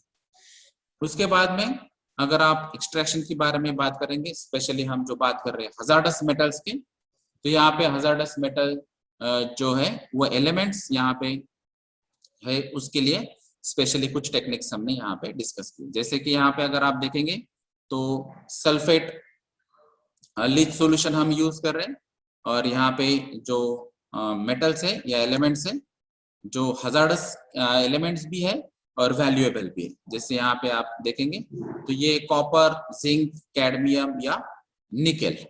तो ये मेटल को अगर आपको as a raw material use करना है और उसका एक्सट्रैक्शन करना है, तो इसमें मेजर जो फोकस है आपका कॉपर एक्सट्रैक्शन। तो कॉपर एलिमेंट वैल्यूएबल है इसमें से, और उसको अगर एक्सट्रैक्ट करना है तो यहाँ पे आपको पीएच रखना पड़ेगा 1.91, यानी कि ये बहुत ज्यादा एसिडिक है, क्योंकि हमको मालूम है कि पीएच की नॉर्मली जो रेंज रहती है, पीएच अगर आप स्केल देखेंगे तो 0 to 7 और 7 to 14। तो यहाँ पे ये 0 के नियर अबाउट है 1.91, यानी कि ये एसिडिक, स्ट्रॉन्ग एसिड्स हमको यहाँ पे यूज करना पड़ेगा, और उसके बाद में ही ये एक्सट्रैक्शन होगा, और उसके बाद में आपको कॉपर सेपरेट आउट करना है, यानी कि स्ट्रिपिंग करना है। तो स्ट्रिपिंग यानी कि सेपरेशन। तो ये जो एसिडिक सॉल्यूशन है, ये एसिडिक सॉल्यूशन से भी आपको कॉपर सेपरेट आउट करना है। तो यहाँ पर हम H2SO4 यूज करेंगे और यहाँ पे LiX84 भी यूज कर सकते हैं। अभी अगर ये कॉपर एक्सट्रैक्ट हो चुका है, ये जो रॉ मटेरियल थे या फिर जो मिक्सचर था, तो रिमेनिंग जो है जिंक, कैडमियम, निकेल, तो ये सेपरेट आउट ऑटोमेटिकली हो जाएगा। अभी इसके लिए वापस से आपको पीएच मेंटेन करना है 2.1। अगर ये 2.1 पीएच हम मेंटेन करते हैं, मींस उसी हिसाब से आपको एसिड यूज करना पड़ेगा। तो ये जो साइनिक्स 302 अगर हम यहाँ पे यूज करेंगे, तो यहाँ पे ये प्रॉपर्टी निकेल की ऐसे कि ये पर्टिकुलर पीएच पे ये डिसॉल्व हो जाएगा। तो यहाँ पे ये निकेल सॉल्यूशन हम सेपरेट आउट कर रहे हैं। अगर यहाँ से इसमें से अगर ये निकेल सेपरेट आउट होता है, तो अभी रह गया है जिंक और कैडमियम। तो ये जिंक के लिए हम H2SO4 यूज कर रहे हैं, और जिंक सॉल्यूशन यहाँ पे स्ट्रिप कर रहे हैं, और यहाँ पे HCl यूज कर रहे हैं, यानी कि हाइड्रोक्लोरिक एसिड यूज कर रहे हैं, और जिसकी वजह से कैडमियम सेपरेट आउट हो रहा है। तो यहाँ पे ये आपको प्रोसेस दिख रही है कि हम यूज कर रहे अलग अलग एसिड्स, जिसको हम एसिड स्ट्रिपिंग प्रोसेस बोलते हैं। तो एसिड्स का यूज कर रहे हैं और अलग अलग कंपोनेंट्स का सेपरेशन आप कर सकते हैं, लेकिन आपको वो पर्टिकुलर पीएच मेंटेन करना पड़ेगा। तो यहाँ से आपको ये क्लियर हो जाएगा कि अलग अलग जो हजार्डस मेटल्स या कंपोनेंट्स है, एलिमेंट्स है, इसको सेपरेट आउट कर सकते हैं। दूसरा अगर हम देखेंगे मेथड, तो यहाँ पे है मेजर प्लबम और टीन, यानी कि लेड और टीन। ये जो मेन पीसीबी से आने वाले एलिमेंट्स है, प्रिंटेड सर्किट बोर्ड से, तो ये पीसीबी से में आते हैं, और इसको अगर सेपरेट करना है तो जैसे हमको पहले काम करना पड़ेगा कि ये पीसीबी इसको हीट देना पड़ेगी, और ये टेम्परेचर की वजह से सॉलिड लिक्विड सेपरेशन हो जाएगा। तो यहाँ पे जो सॉलिड है, जो हीट देने के बाद भी अलग रहेंगे, तो इसको अलग रखेंगे, और जो लिक्विड है उसको अलग अलग कर सकते हैं। तो यहाँ पे आपको N-methyl-1-2 पायरालोआइडीन, तो ये आपको केमिकल यूज करना पड़ेगा, जिसकी वजह से यहाँ पे सेपरेशन हो जाएगा इपॉक्सी रेजिन्स का, जिसमें ये लेड और टीन है, और सेकंड पार्ट आएगा मेटल शीट्स का, यानी कि कॉपर का। तो ये कॉपर शीट सेपरेट हो गई, और यहाँ पे इपॉक्सी रेजिन सेपरेट हो गया। तो इपॉक्सी रेजिन में अभी इसमें भी कॉम्पोजिट है, यानी दो एलिमेंट्स है, पीबी और एसएन, लेड और टीन। तो यहाँ पे हमको लीचिंग प्रोसेस यूज करने पड़े। तो पहले मैंने कहा है कि लीचिंग यानी कि एक्सट्रैक्शन ही है, लेकिन ये सॉलिड लिक्विड एक्सट्रैक्शन कहते हैं। तो ये सॉलिड लिक्विड एक्सट्रैक्शन प्रोसेस है, ये लीचिंग। तो यहाँ पे हम नाइट्रिक एसिड का यूज कर रहे हैं, यानी कि HNO3। तो ये नाइट्रिक एसिड का यूज करने के बाद लीड सॉल्यूशन सेपरेट हो जाएगा, और यहाँ पे टीन सॉल्यूशन सेपरेट हो जाएगा, यानी कि ये एक्चुअली पीबी का सॉल्यूशन है और ये एसएन का सॉल्यूशन है। तो यहाँ लीचिंग प्रोसेस में अलग अलग लेयर्स फॉर्म हो जाएंगी, और ये अलग अलग लेयर से हम पीबी का सॉल्यूशन अलग निकाल सकते हैं और एसएन का सॉल्यूशन अलग निकाल सकते हैं। और जो रिमेनिंग जो इपॉक्सी रेजिन मेटल वाला है, वो सेपरेट आउट कर सकते हैं। तो ये जो पीबी और एसएन है, इसके लिए अलग मेथड यूज करेंगे और उसके बाद में हम उसको रीयूज या रिसाइकल कर सकते हैं। तो ये मेजर एलिमेंट्स थे जिसमें हमने बात की कॉपर, जिंक, कैडमियम, निकेल और लेड और टीन के बारे में। इसके अलावा मेथड है जो ई वेस्ट के लिए, स्पेशली हम पीसीबीज में बात कर रहे हैं, तो ये वेस्ट मोबाइल में जो पीसीबीज आते हैं उसके लिए हम बात कर रहे हैं। तो ये जो वेस्ट मोबाइल के जो पीसीबीज हैं, इसको आपको वापस से लीचिंग प्रोसेस यूज करना पड़ेगी और यहाँ पे थायोयूरिया, थायो का मतलब है सल्फर यहाँ पे रहेगा और उसमें यूरिया मेजर कंपोनेंट है। तो सल्फर कंपोनेंट वाला जो यूरिया है वो थायोयूरिया या थायोसल्फेट, और सोडियम सॉल्ट्स, आपको ये केमिकल्स यूज करना पड़ेंगे लीचिंग कंपोनेंट के लिए। और उसके बाद में अगर आप देखेंगे तो ये लीचिंग प्रोसेस के बाद आपकी पीसीबी फ्री गोल्ड प्लेटिंग यहाँ पे आएगी और लीच लीकर अलग हो जाएगा। अगर ये लीच लीकर आप अगर प्रोसेस करते हैं उसमें भी जिंक सीमेंटेशन सेपरेट आउट होगा और ये कार्बन एडजॉर्प्शन प्रोसेस आपको यूज करना पड़ेगी जिससे आपको गोल्ड मिलेगा। तो एडजॉर्प्शन ये है कार्बन एडजॉर्प्शन, यानी कि कार्बन हम एज ए केमिकल या एलिमेंट यूज कर रहे हैं जिसको हम एडजॉर्बेंट बोलते हैं। एडजॉर्बेंट का मीनिंग क्या रहता है कि ये एक्चुअली एक सरफेस फिनोमिना है। एडजॉर्प्शन क्या है? Surface phenomena. तो ये सिर्फ कार्बन के सरफेस पे ही यहाँ पे एक एलिमेंट अगर एडजॉर्ब होता है तो उसको हम एडजॉर्प्शन कहते हैं, और जो एलिमेंट यूज करता है उसकी वजह से उसका नाम रहता है। जैसे यहाँ पे कार्बन एडजॉर्प्शन, तो ये कार्बन के सरफेस पे अलग अलग एलिमेंट हम एडजॉर्ब कर सकते हैं। और उसके अलावा ये जो एडजॉर्प्शन होता है उससे हम सेपरेट आउट कर सकते हैं गोल्ड। तो यहाँ पे हम लीचिंग यूज कर रहे हैं, फिर गोल्ड प्लेटिंग सेपरेट आउट कर रहे हैं, फिर से हम लीकर यूज कर रहे हैं, उसके बाद में हम एडजॉर्प्शन प्रोसेस यूज कर रहे हैं और उसके बाद में ये गोल्ड सेपरेट आउट हो रहा है। दूसरा पार्ट जो है इसमें अगर स्पेसिफिक सेलेक्टिव लीचिंग हमने अगर यूज की स्पेशली गोल्ड शीट्स के लिए, तो यहाँ पे आपको एसिड के साथ इसका ट्रीटमेंट करना पड़ेगा और उसके बाद में फिल्ट्रेशन टेक्निक यूज करनी पड़ेगी। तो अगर आपने एसिड लीचिंग यूज किया और उसके बाद में फिल्ट्रेशन यूज किया तो ये फिल्ट्रेट थ्रू आपको गोल्ड शीट्स भी आप सेपरेट आउट कर सकते हैं और ये बना भी सकते हैं। और ये भी जो आप लीचेट यूज कर रहे हैं, एसिड्स यूज कर रहे हैं, लिक्विड कंपोनेंट यूज कर रहे हैं, जो भी सॉल्यूशन बन रहे हैं, उसके बाद में अगर उसका कुछ रीयूज या रिसाइकलिंग पर्पस नहीं है तो ये एज अ इफ्लुएंट ट्रीट होगा और उसके लिए आपको एफ्लुएंट का ट्रीटमेंट भी करना पड़ेगा। तो जो एफ्लुएंट ट्रीटमेंट प्लांट रहता है उसमें ये एफ्लुएंट ट्रीट होगा और ये प्रोसेस की वजह से अगर कोई फ्यूम्स या वेपर्स जनरेट होते हैं तो ये फ्यूम्स और वेपर आपको स्क्रबिंग मैकेनिज्म में, जिसको हम नॉर्मली जो टेक्निक्स यूज करते हैं एब्जॉर्प्शन, तो एब्जॉर्प्शन टेक्निक्स थ्रू ये आप एसिड फ्यूम्स या जो भी अलग अलग वेपर्स हैं ये आप एब्जॉर्ब कर सकते हैं, या स्क्रबर कॉलम बोलेंगे हम उसको, एब्जॉर्प्शन कॉलम है, उसके थ्रू भी आप ये सेपरेट आउट कर सकते हैं।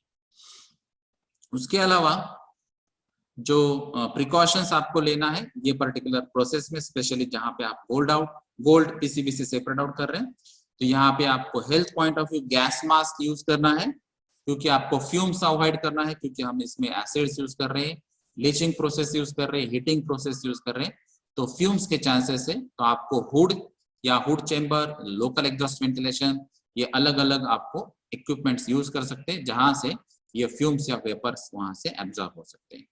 तो यहाँ पे आपको अच्छा एक वेंटिलेशन प्रोसेस अडॉप्ट करना है और यहाँ पे फ्रेश एयर आपके रेस्पिरेशन सिस्टम थ्रू जाना चाहिए, ना कि ये हेवी मेटल्स। अगर ये पॉली क्रैक पीसीबीज जो है, जो हमने पहले ही बात की थी कि ये पीसीबीज को आपको इंसिनरेशन या पायरोलिसिस प्रोसेस यूज करना पड़ती है और जिसकी वजह से ये ऐश तैयार होती है, तो ये ऐश का भी आपको रिकवरी जहां पे हो सकता है ये रिकवरी आप आपको करना है।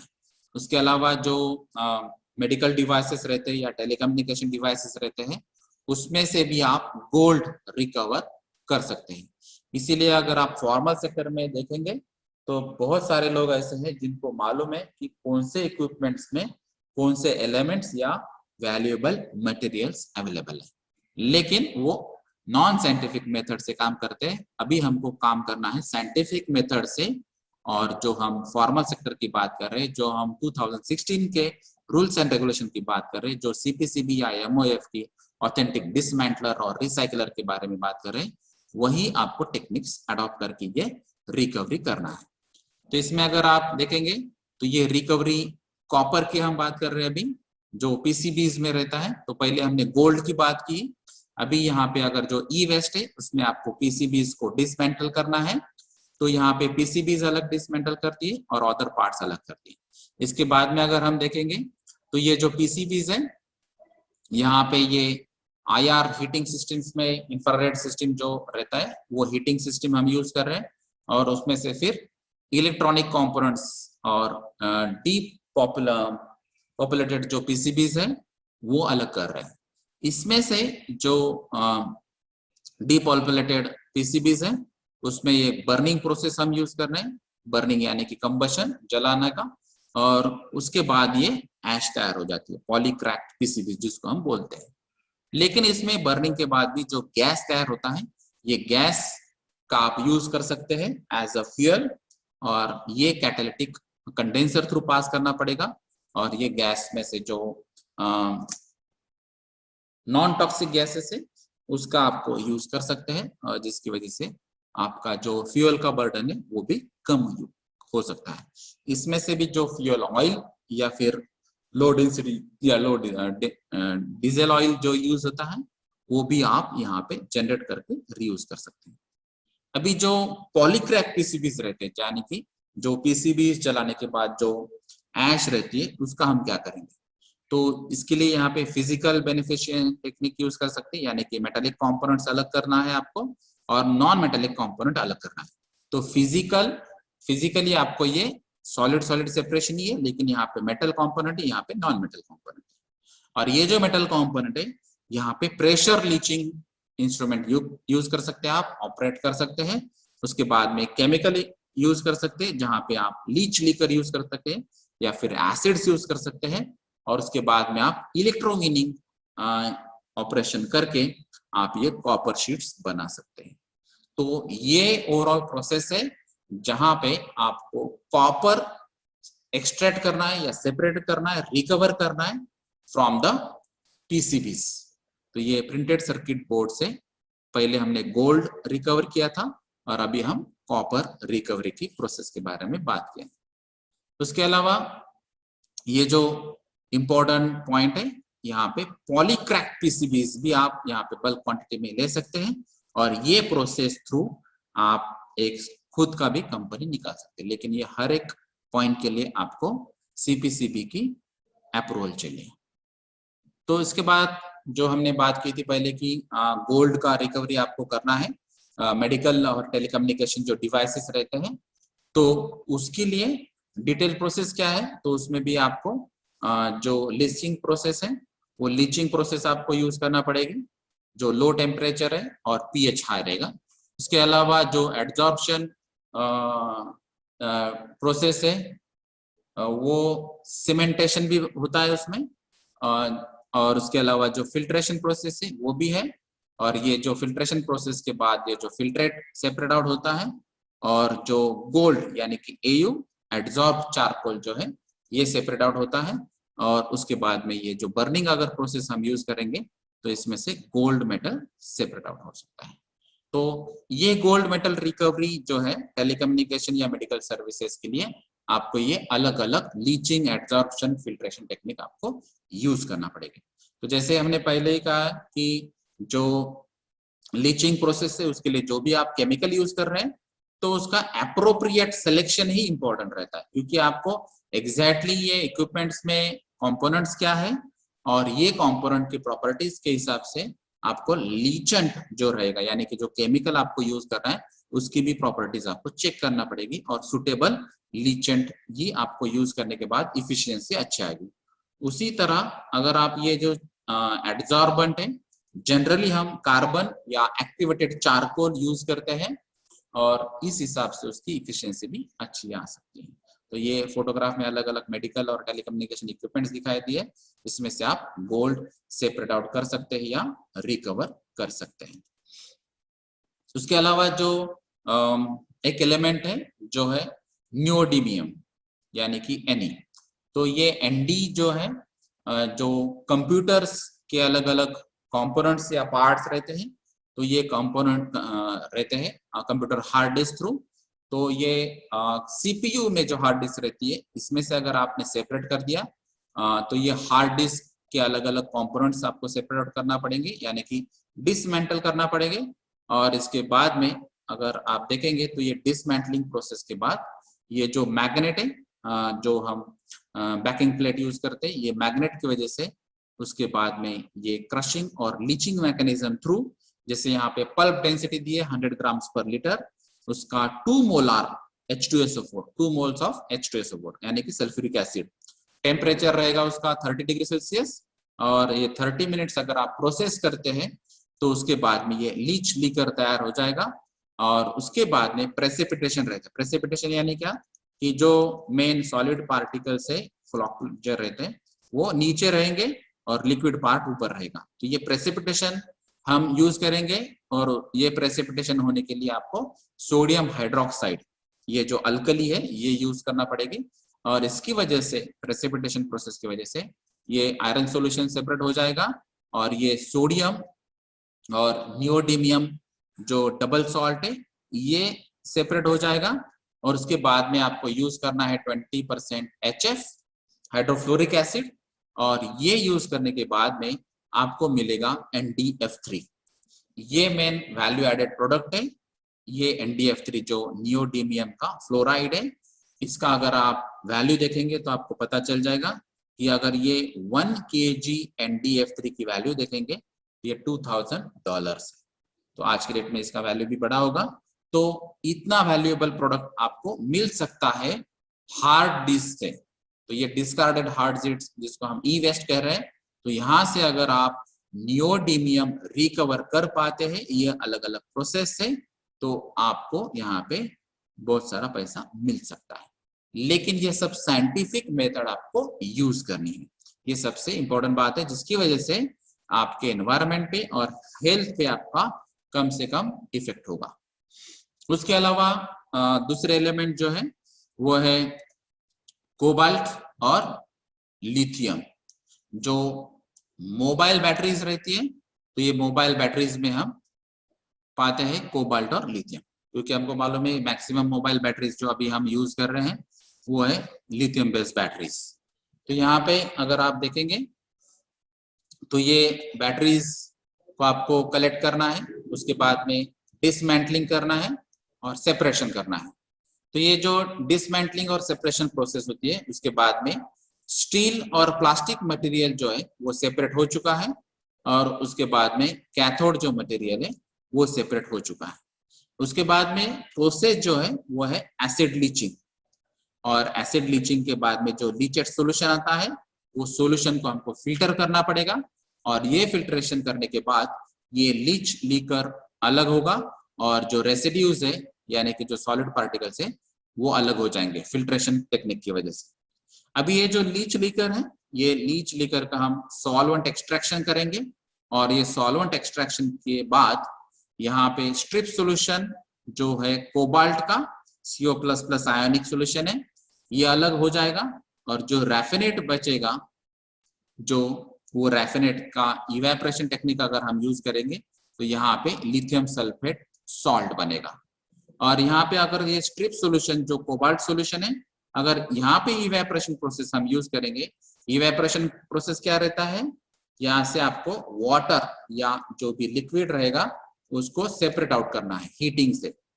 तो हीटिंग करेंगे और बॉइलिंग पॉइंट जहाँ पे रहेगा उसकी वजह से ये लिक्विड पार्टिकल सेपरेट आउट होंगे और मैक्सिमम रिमेनिंग जो बचेगा वो सॉलिड पार्टिकल रहेगा और यहाँ पे आपको मिलेगा कोबाल्ट सल्फेट सॉल्ट। तो ये जो कोबाल्ट सल्फेट सॉल्ट है, यानी कि इसमें से कोबाल्ट और इसमें से लिथियम जो है हम रिकवर कर रहे हैं मोबाइल बैटरीज थ्रू।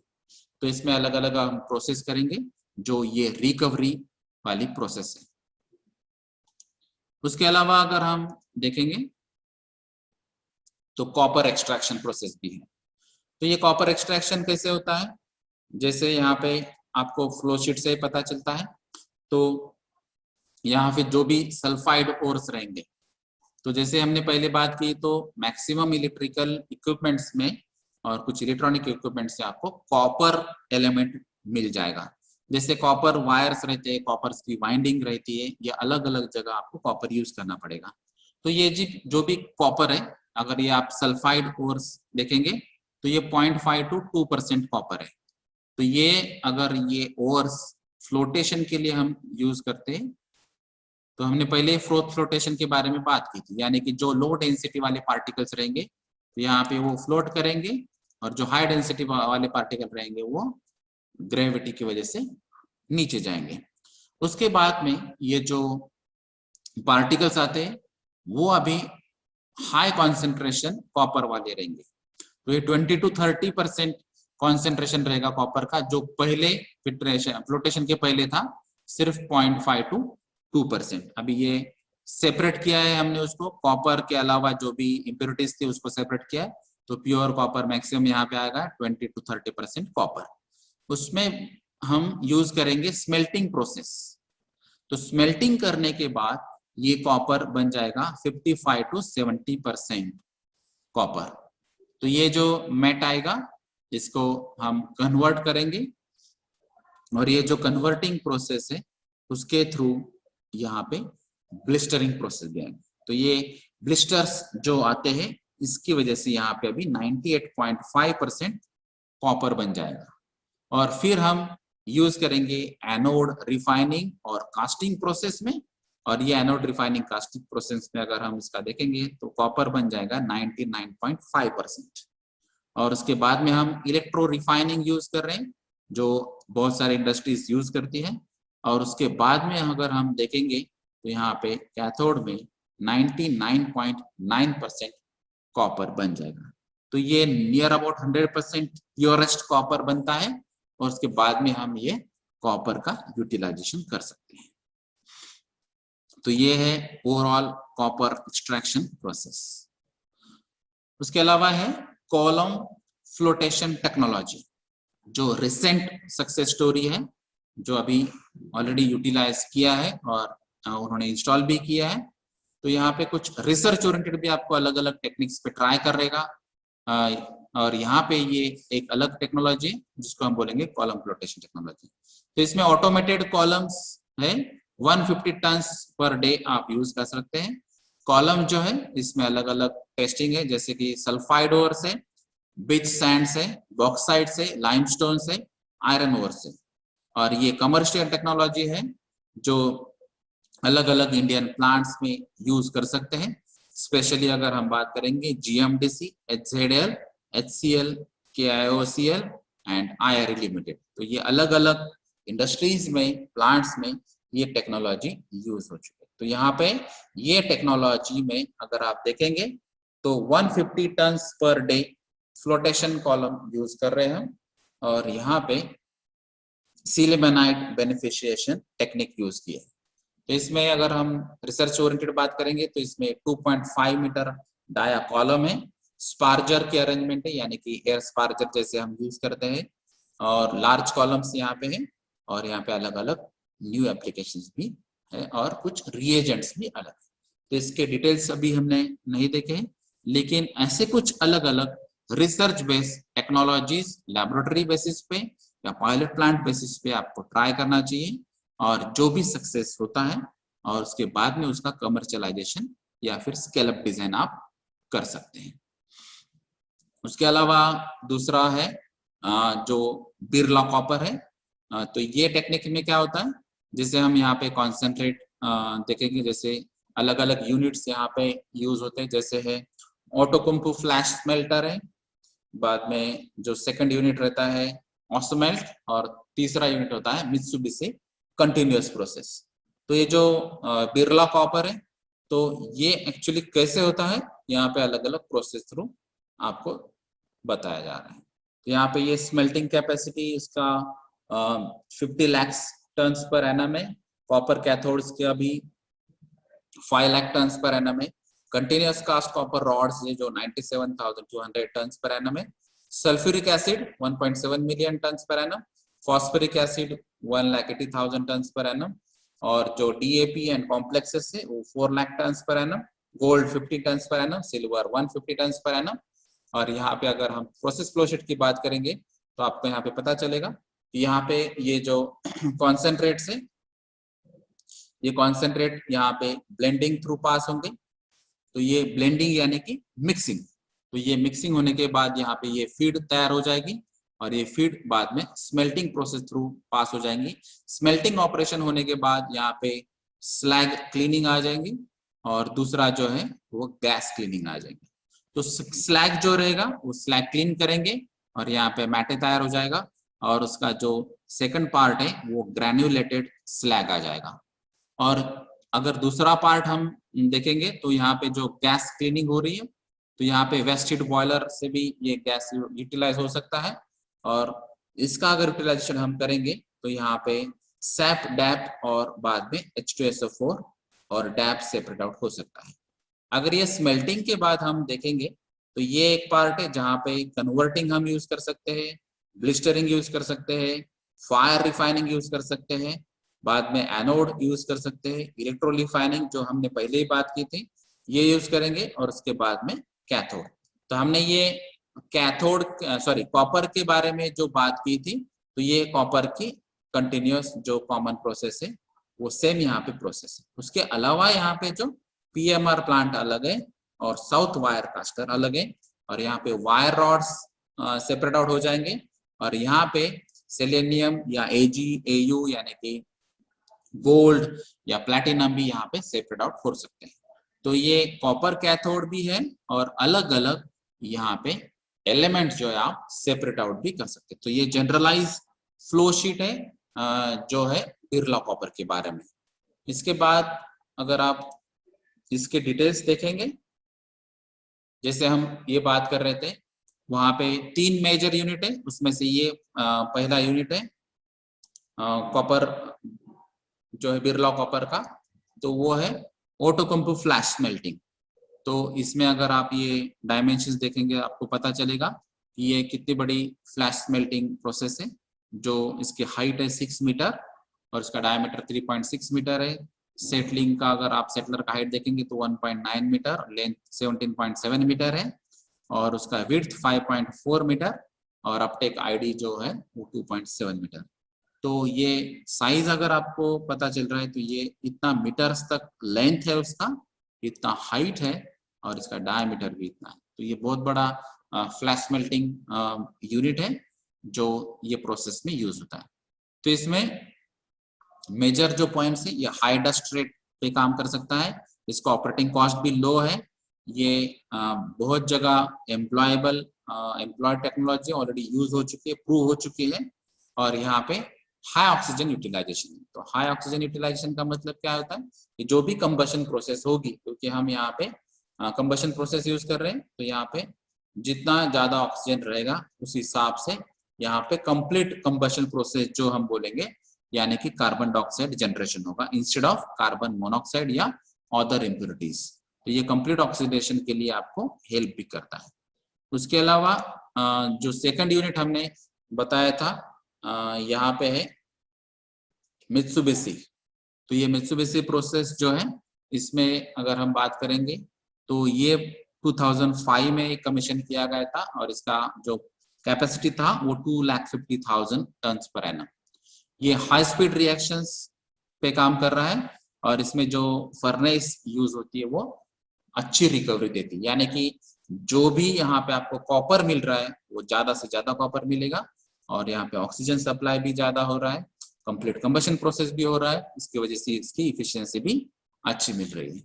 तो यहाँ पे ये जो अलग अलग डिस्ट्रीब्यूशन है लांसेस का, वो भी आपको प्रॉपर फीडिंग देता है फर्नेस के लिए। यानी कि फर्नेस में अगर आप देखेंगे तो फर्नेस में सबसे इम्पोर्टेंट जो ऑपरेशन है वो है कंबशन। तो कंबशन के लिए जो भी हाइड्रोकार्बन्स रहेंगे उसको ऑक्सीजन सप्लाई करना पड़ता है, ऑक्सीजन यानी कि एयर सप्लाई करना है। तो ये जो फ्यूल रहेगा आपका, तो ये फ्यूल और जो एयर, इसका रेशो मेंटेन करना सबसे इम्पोर्टेंट बात है। तो ये आपको जिसको हम बोलेंगे एक्सेस ऑक्सीजन सप्लाई या एक्सेस एयर सप्लाई, इसके बारे में आपको ध्यान देना है, जिसकी वजह से आपका कंबशन प्रोसेस अच्छा होगा, कंप्लीट कंबशन होगा और फर्नेस का एफिशिएंसी भी अच्छा मिलेगा, जिसकी वजह से आपको जो रिमेनिंग कॉपर आपको रिकवर करना है, सेपरेट आउट करना है, वो कॉपर भी रिकवरी अच्छी मिलेगी। इसके लिए ये स्पेशल वर्साटाइल प्रोसेस है, जिसमें आप रॉ मटेरियल भी हैंडल कर रहे हैं और कॉपर कॉन्सेंट्रेशन भी बढ़ा रहे हैं।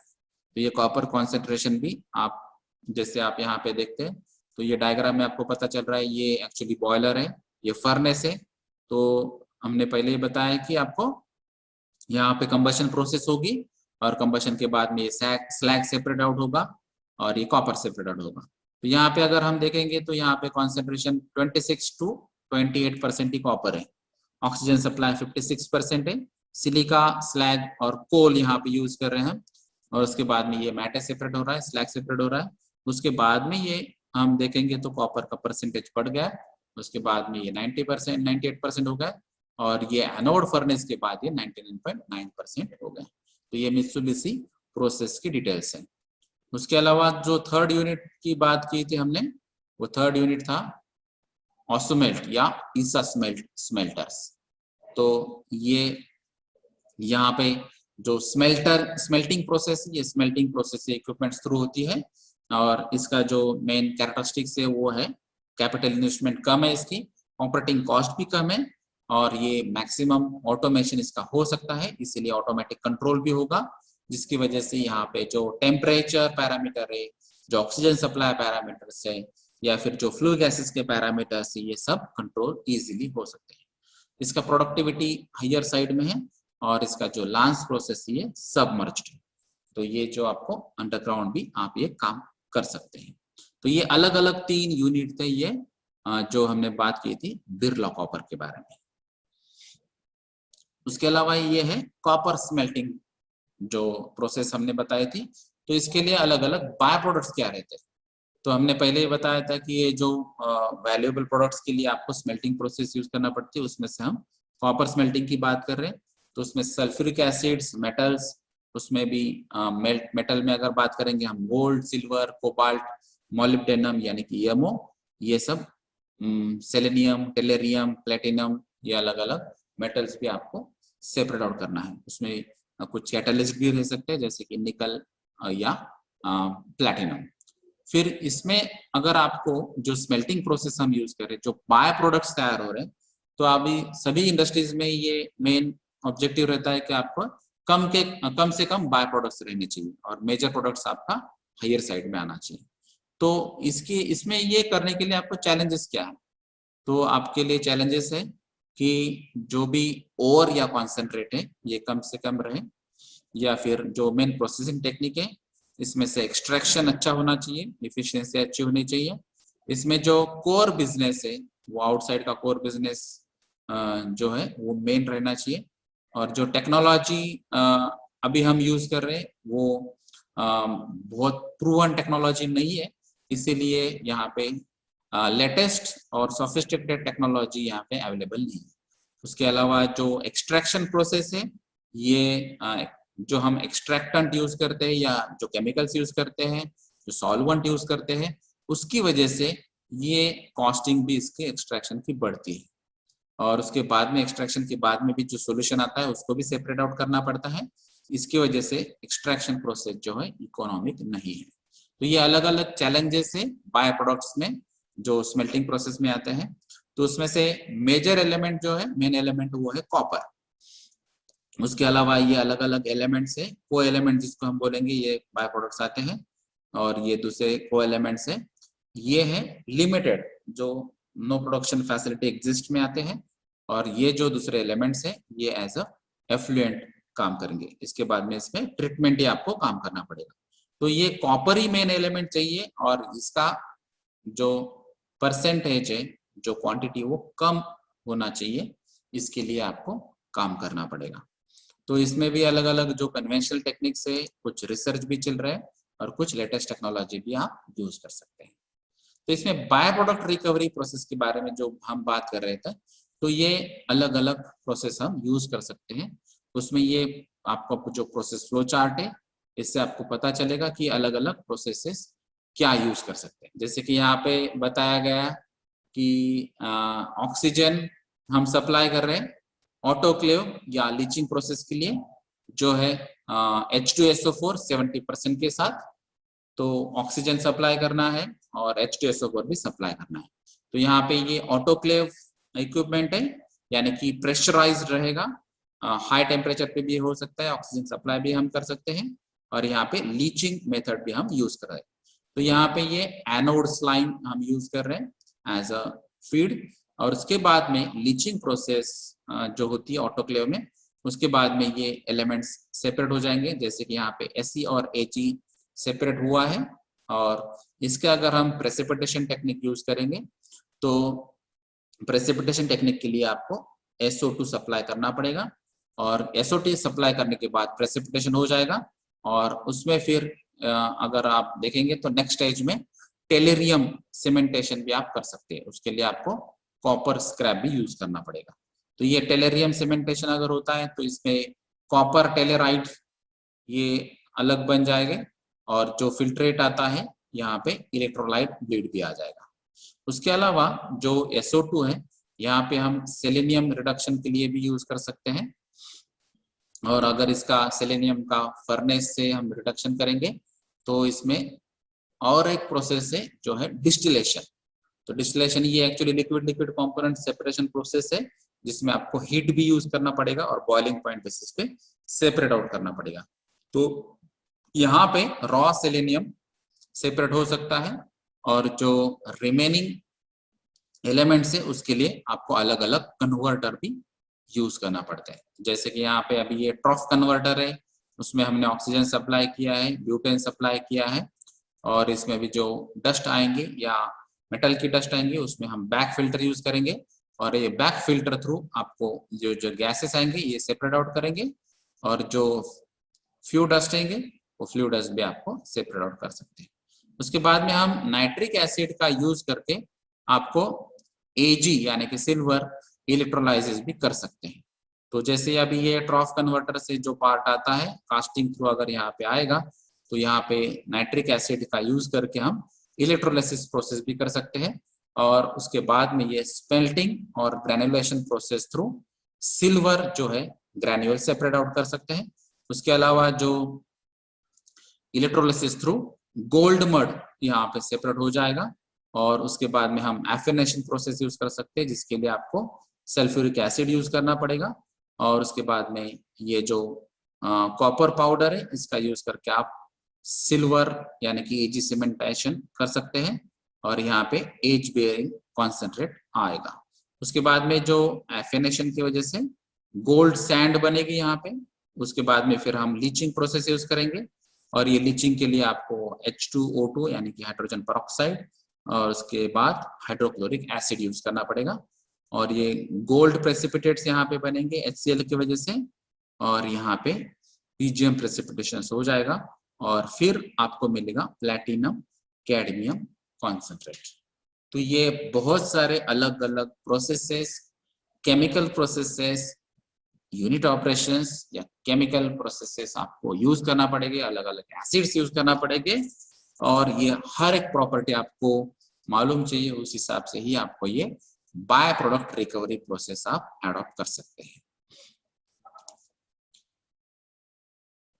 उसके अलावा अगर हम बात करेंगे इंडियन कॉपर स्मेल्टर्स की, तो इंडियन कॉपर स्मेल्टर जो है तो ये रिसाइकलिंग के लिए अलग अलग यूज कर सकते हैं। स्पेशली हम कॉपर पे ज्यादा ध्यान देते हैं, उसके अलावा गोल्ड, सिल्वर, सेलेनियम, टेलेरियम भी हम उसकी कॉपर स्मेल्टिंग करते हैं, जिसमें हम एक्सट्रैक्शन प्रोसेस स्पेशली यूज कर रहे हैं, जिसको हम लीचिंग भी बोलते हैं। उसके अलावा जो कॉपर स्क्रैप है उससे हम electrical scrap, mats, anodes, cathodes भी बनाते हैं, और जहाँ पे इस स्क्रैप रिसाइकलिंग पॉसिबल नहीं है उसके लिए आपको ट्रीटमेंट प्रोसेस के लिए जाना होगा। तो जो ओवरऑल अगर ग्लोब सिनेरियो हम देखेंगे तो ई स्क्रैप प्रोसेसर्स, तो कॉपर स्मेल्टर्स के लिए देखेंगे तो ये अलग अलग कंट्रीज में अवेलेबल है, जैसे बोलेडियन स्वीडन, यूमिकोर बेल्जियम, या Aurubis Germany, Xstrata Canada, Dowa Japan, और यहाँ पे बिगेस्ट कॉम्पिटिटर्स जो है वो है exports to China and Africa, और waste disposal instead of recycling. तो यहाँ पे ये डिस्पोजल ज्यादा होता है रिसाइकलिंग की जगह। तो ये अगर आपको ई स्क्रैप प्रोसेसिंग करना है तो ये अलग अलग जो कॉपर स्मेल्टर्स हैं अलग अलग कंट्रीज में, इससे भी आप टेक्नोलॉजी अडॉप्ट कर सकते हैं। तो ये इसका एक एग्जांपल है जो कनाडा का एग्जांपल से, नोरंडा कॉपर स्मेल्टर। तो ये स्मेल्टर में अगर आप देखेंगे तो 1 लाख टन्स इलेक्ट्रॉनिक्स वेस्ट जो है पर ईयर यहाँ पे प्रोसेस होती है, और उसमें से 14% जो है वो टोटल थ्रूपुट निकल जाता है। तो इसमें अलग अलग आपको प्रोसेस दिखाई देती है, जैसे यहाँ पे ये रिसाइकलिंग मटेरियल आएगा, उसके बाद में ये रिसाइकलिंग स्टेप आएगी, उसके बाद में ये सॉर्टिंग होता है, फिर श्रेडिंग होता है, उसके बाद में ये रिएक्टर्स यहाँ पे यूज होता है, उसके बाद में ये नोरंडा कन्वर्टर है। तो ये मेन यहाँ पे इक्विपमेंट यूज होता है। उसके बाद में आपको 98% कॉपर मिल सकता है। फिर अलग अलग रिएक्टर्स थ्रू भी कन्वर्जन हो सकते हैं, अलग अलग इक्विपमेंट्स भी आप यूज कर सकते हैं, अलग अलग केमिकल्स भी यहाँ पे यूज हो रहा है, जैसे कि यहाँ पे सल्फ्यूरिक एसिड यूज हो रहा है, या फिर जो कॉन्सेंट्रेशन आपको बढ़ाना है उसके लिए भी आपको स्टेप्स लेना पड़ेगी, या फिर जो अभी यहाँ पे कॉन्सेंट्रेशन भी हम बढ़ा रहे हैं तो ये अलग अलग फर्नेसेस भी आपको यूज करना पड़ेगा। जैसे यहाँ पे अभी ये एनोड फर्नेसेस 99.1% कॉपर, बाद में ये इतने केजीज में ये कन्वर्ट हो जाएगा और फाइनल प्रोडक्ट आपको आ जाएगा। तो ये अलग अलग कंट्रीज में अलग अलग स्मेल्टर की प्रोसेसेस है, तो जो सुटेबल प्रोसेस आपके कंट्रीज के लिए है वो आप अडॉप्ट कर सकते हैं। उसके बाद में ये जापान की प्रोसेस है, जहाँ पे ये स्क्रैप्स रहेंगे, ASR SR रहेंगे, इंसिनरेशन टेक्निक रहेगी, मेल्टिंग पॉइंट्स भी देखे जाएंगे, जो भी स्लैग कन्वर्ट होगा या मेटल रहेगा, या फिर इंडस्ट्रियल वेस्ट के मटेरियल भी जो भी आपको ये प्रोसेस में आप कन्वर्ट कर सकते हैं। फ्लाई ऐश जो है वॉशिंग ट्रीटमेंट प्लांट से, या लीच केक जो है वो भी यहाँ पे आप ऐड कर सकते हैं, कॉपर कॉन्सेंट्रेट भी ऐड कर सकते हैं, और मित्सुबिशी प्रोसेस से भी आपको कॉपर मिल सकता है। तो उसमें मेजर जो प्रॉब्लम रहता है वो है जो स्लैग कंपोनेंट्स है Al2O3 और Cr2O3, तो ये प्रॉब्लमेटिक है। उसके अलावा जो बॉयलर्स और गैस हैंडलिंग सिस्टम्स में उसमें मेजर एलिमेंट्स है प्रॉब्लमेटिक क्लोरीन और ब्रोमीन। तो ये अगर आप कंट्रोल कर पाते हैं तो आप जापानीज टेक्स भी एडॉप्ट कर सकते हैं। उसके अलावा ये जो स्वीडन का टेक्निक है जो 1976 में ऑपरेट किया गया, काल्डो प्लांट्स, फिर इसमें ई स्क्रैप यूज किया स्मेल्टिंग के लिए 1980 में, और ये कैपेसिटी इसकी 45,000 टन्स पर ईयर थी। और उसके बाद में ई स्क्रैप प्रोसेस अगर हम देखेंगे तो वो टन्स में बढ़ता ही गया है।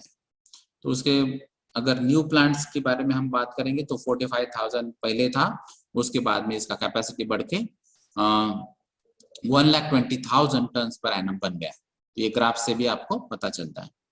उसका जो इन्वेस्टमेंट जो था SAK 1.3 बिलियन था, और ये स्टार्टअप 2011-12 में था। अभी अगर इसका मेटल प्रोडक्शन देखेंगे हम तो गोल्ड में 2 टन्स, सिल्वर में 32 टन्स, कॉपर में 14,500 टन्स, और जो सिनर्जीज विथ एग्जिस्टिंग प्रोडक्शन है उसका पे बैक पीरियड अगर देखेंगे तो वो लेस देन 4 ईयर्स। जैसे हमने पहले भी बात की थी कि इनिशियल इन्वेस्टमेंट बहुत हेवी रहता है लेकिन पे बैक पीरियड बहुत कम रहेगा। अगर यहाँ पे हम मेटल्स की वैल्यू देखेंगे, उसका कॉस्टिंग देखेंगे, तो इसमें से भी आपको फाइनेंशियल सपोर्ट अच्छा मिल जाता है। अभी ये स्पेसिफिक हम बात कर रहे हैं जो आज की डेट में हम, पहले हमने CFL यूज कर रहे थे क्योंकि हमने इनकैंडेसेंट लैम्प को रिप्लेस किया था CFL से, और अभी आप CFL को रिप्लेस कर रहे हैं LEDs। तो CFL अभी स्क्रैप में जा रहे हैं। तो ये जो डिस्कार्डेड फ्लोरोसेंट ट्यूब्स है इसको क्या करना चाहिए, क्योंकि ये ई वेस्ट में आता है। तो ये जो प्रोसेस है इससे आपको पता चलेगा, और ये टेबल से आपको एलिमेंट्स भी पता चलेंगे। तो जैसे ये फ्लो शीट आपको बताया था कि ये फ्लोरोसेंट ट्यूब्स अगर हम लेंगे तो सबसे पहले इसको डिसमेंटल करना है। तो ये लिबरेटेड पार्ट्स को अलग करना है और जो डिसमेंटल फ्लोरोसेंट मटेरियल है उसको सेपरेट आउट करना है। उसके बाद में फिर इसमें प्रोसेस होगी श्रेडिंग यानी कि साइज रिडक्शन, फिर क्रशिंग पाउडर फॉर्म में कन्वर्ट करना है और फिर उसका मैकेनिकल प्री ट्रीटमेंट करेंगे। तो यहाँ पे मेन जो पाउडर आएगा वो फॉस्फर पाउडर आएगा।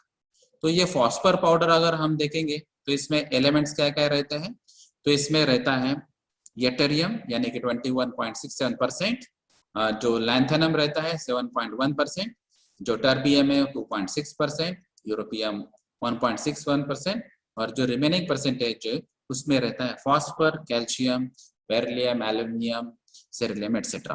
तो ये फॉस्फर पाउडर जो है ये उसका एनालिसिस है। ये फॉस्फर पाउडर जब बनता है ये पूरे यूनिट ऑपरेशंस या मैकेनिकल ऑपरेशंस थ्रू, इसके बाद में हम एसिड्स यूज करेंगे और लीचिंग प्रोसेस के लिए जाएंगे। अभी ये फॉस्फर पाउडर में एसिड मिक्स कर रहे हैं, हम लीचिंग कर रहे हैं और लीचिंग में हमको मालूम है कि सॉलिड लिक्विड सेपरेशन रहता है। उसके बाद में हम सॉलिड लिक्विड अगर सेपरेट होता है यहाँ पे, तो ये सॉलिड लिक्विड सेपरेट के लिए हम फिल्ट्रेशन प्रोसेस यूज कर रहे हैं। तो फिल्ट्रेशन में हमको मालूम है कि सॉलिड रेसिड्यूज सेपरेट हो जाएंगे और जो लिक्विड कंपोनेंट्स है यानी कि सॉल्यूशन, यहाँ पे हम उसको बोलेंगे लीच लीकर। ये लीच लीकर सेपरेट आउट होगा और यहाँ पे है सॉल्वेंट एक्सट्रैक्शन। ये सॉल्वेंट आपको अप्रोप्रिएट सेलेक्ट करना पड़ेगा। तो ये सॉल्वेंट जो भी हम यूज कर रहे हैं, ये solvent third component as a solvent, ये सॉल्यूशन में से आपको सेपरेट मेटल निकाल के देगा। तो ये मेटल यहाँ पे ये थर्ड कंपोनेंट जो सॉल्वेंट हम यूज करते हैं उसके साथ जाएगा और ये सॉल्यूशन सेपरेट आउट होगा।